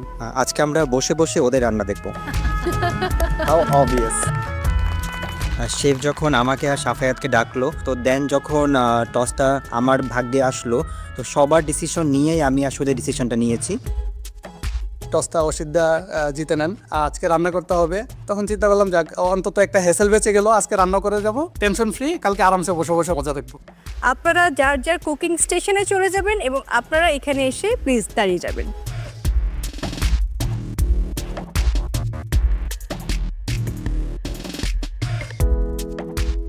আমরা লবণ দল পেলাম, চিনি দল পেলাম, আজকে রান্না করছে চিনি দল, কিন্তু রান্নাটা করবেটা কি আমরা নিজেরাও জানি না আজকে কি হবে।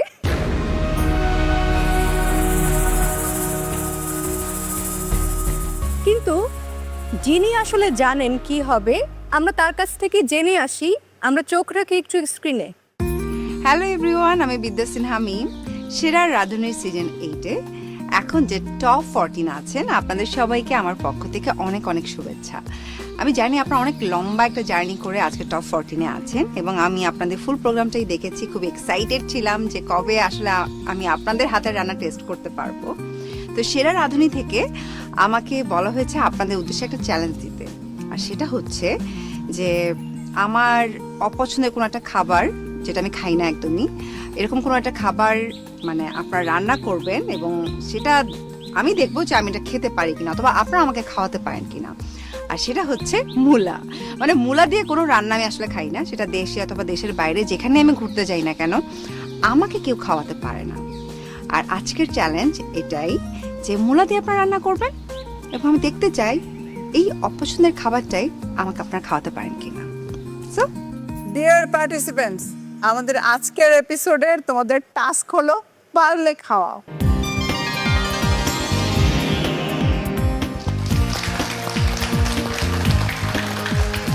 যখন দেখলাম মূলা তখন খুব একটা শকড হয়নি, বিকজ মূলা তো খাওয়াই হয় সচরাচর। কিন্তু একটা টেনশন মাথায় কাজ করছিল যে এখানে নর্মাল রেসিপির কোনো দাম নেই, সো আমাকে বেটার কিছু আইডিয়া বের করতে হবে।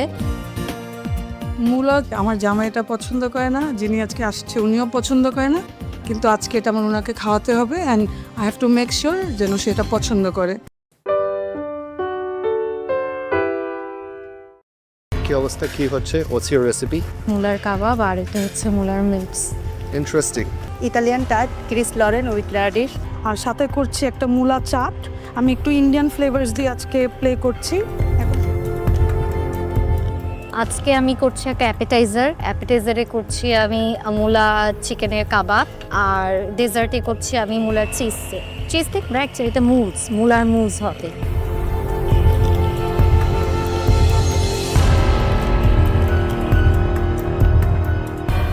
আমি আজকে করছি হচ্ছে মূলা দিয়ে একটা আচারি চিকেন কারি, আর সাথে করছি একটা মূলা চাট।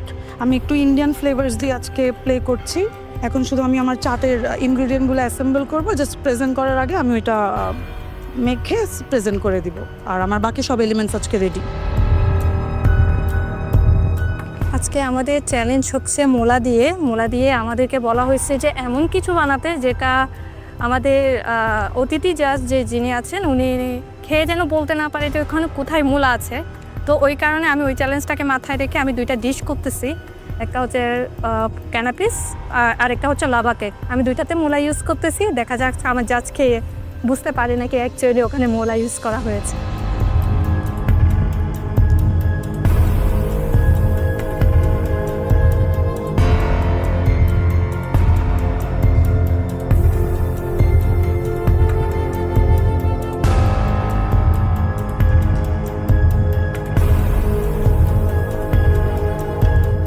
কি অবস্থা, কি হচ্ছে? What's your recipe? মূলার কাবাব আর এটা হচ্ছে মূলার mix. Interesting. 15 minutes left. Yeah. Good luck. Thank you.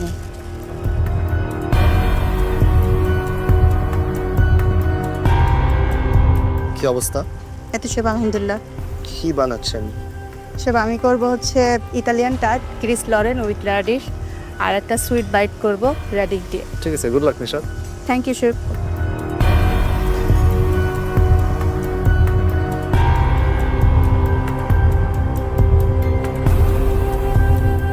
কি দেখলেন? অনেক ইন্টারেস্টিং রেসিপি। আমাদের আজকের সেলিব্রিটি গেস্ট খেতে পারবে? অফ কোর্স খেতে পারবে। আই থিংক আপনি আজকে মূলার ফ্যান হয়ে যাবেন। আমি আসতে নিয়ে দেখলাম যে মূলার পাস্তা, এটা তো আসলে কখনো মানে শুনিই না, এটা ফার্স্ট টাইম। ইজ মূলা কাবাব, there is মূলা। ওই সাইডে মূলা কাবাব। মূলা কাবাব আছে। আচ্ছা পার্টিসিপেন্টস, আর মাত্র 10 মিনিট বাকি আছে। এই 10 মিনিটের মধ্যে কুকিং ডান করতে হবে, প্লেটিং করতে হবে, costing and kitchen cleaning. So হাতে সময় একেবারেই নেই। আমি বলবো আরেকটু ফার্স্ট করতে হবে সবকিছু। ওকে?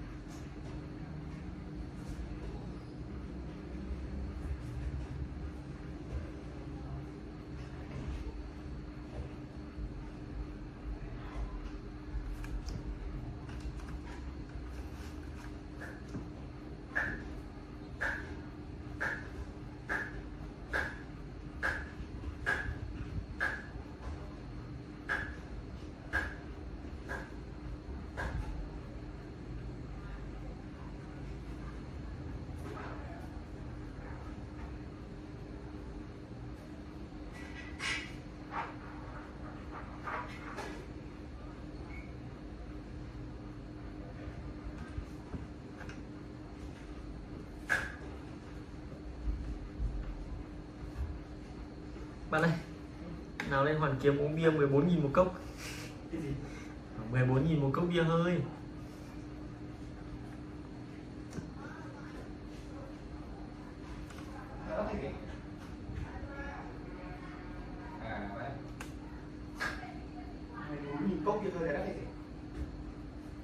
Cũng cao phết. Nhưng mà ở trên Hoàn Kiếm cơ.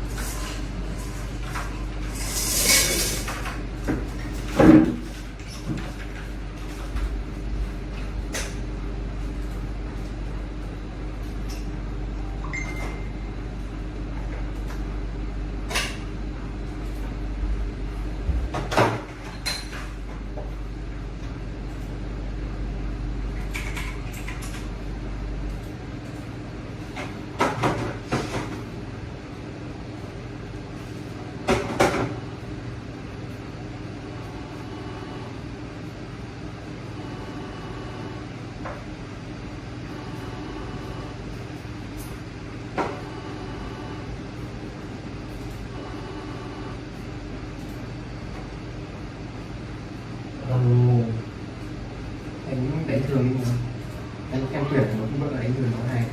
Không, đổi không chế được.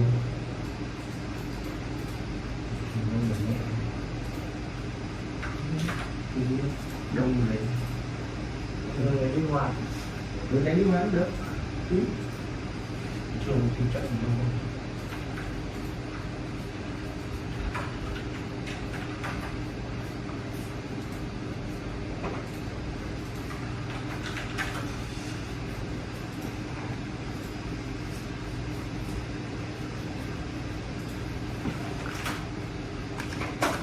Ok, mình đã tô xong bức tranh công chúa Tommy mặc áo đỏ. Xin chào các bạn.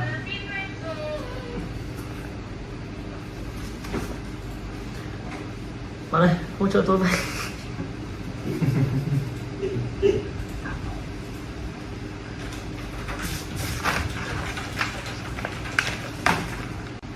Xin chào các bạn. Mình sẽ hướng dẫn các bạn tô màu bức tranh công chúa tóc mây. Ok, bắt đầu. Vất vả. Có mặt. Được rồi, được rồi. 4 thảo. 5 thảo.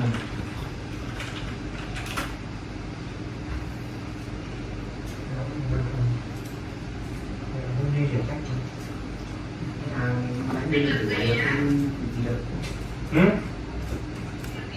Ăn nhất chuẩn. Nghỉ ngơi đi tắm.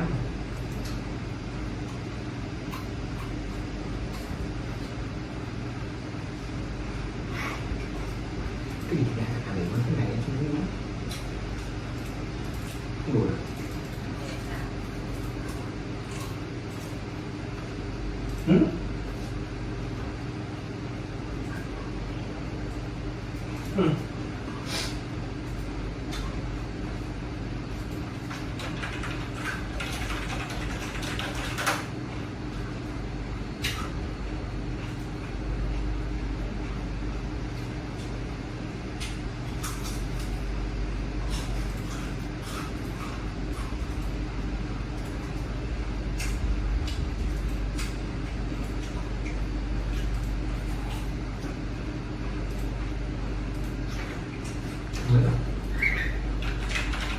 Bố bạn nào?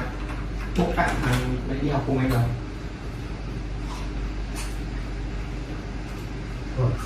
Con vợ là con chuột nào khác không? Còn gì? Thì tôi ngồi tôi xem video. Quay xong này tôi... Liền một bên. 2 con, mỗi con liền một bên. Chẳng 2 con vào. Mỗi con nào? Cây thì dùng cái gì? Cân mà.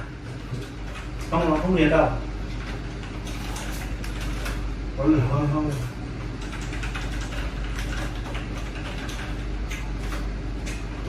Không đến mấy Adam rồi. Để Thái làm đỡ hại danh này. Các anh khác khác nói xưa.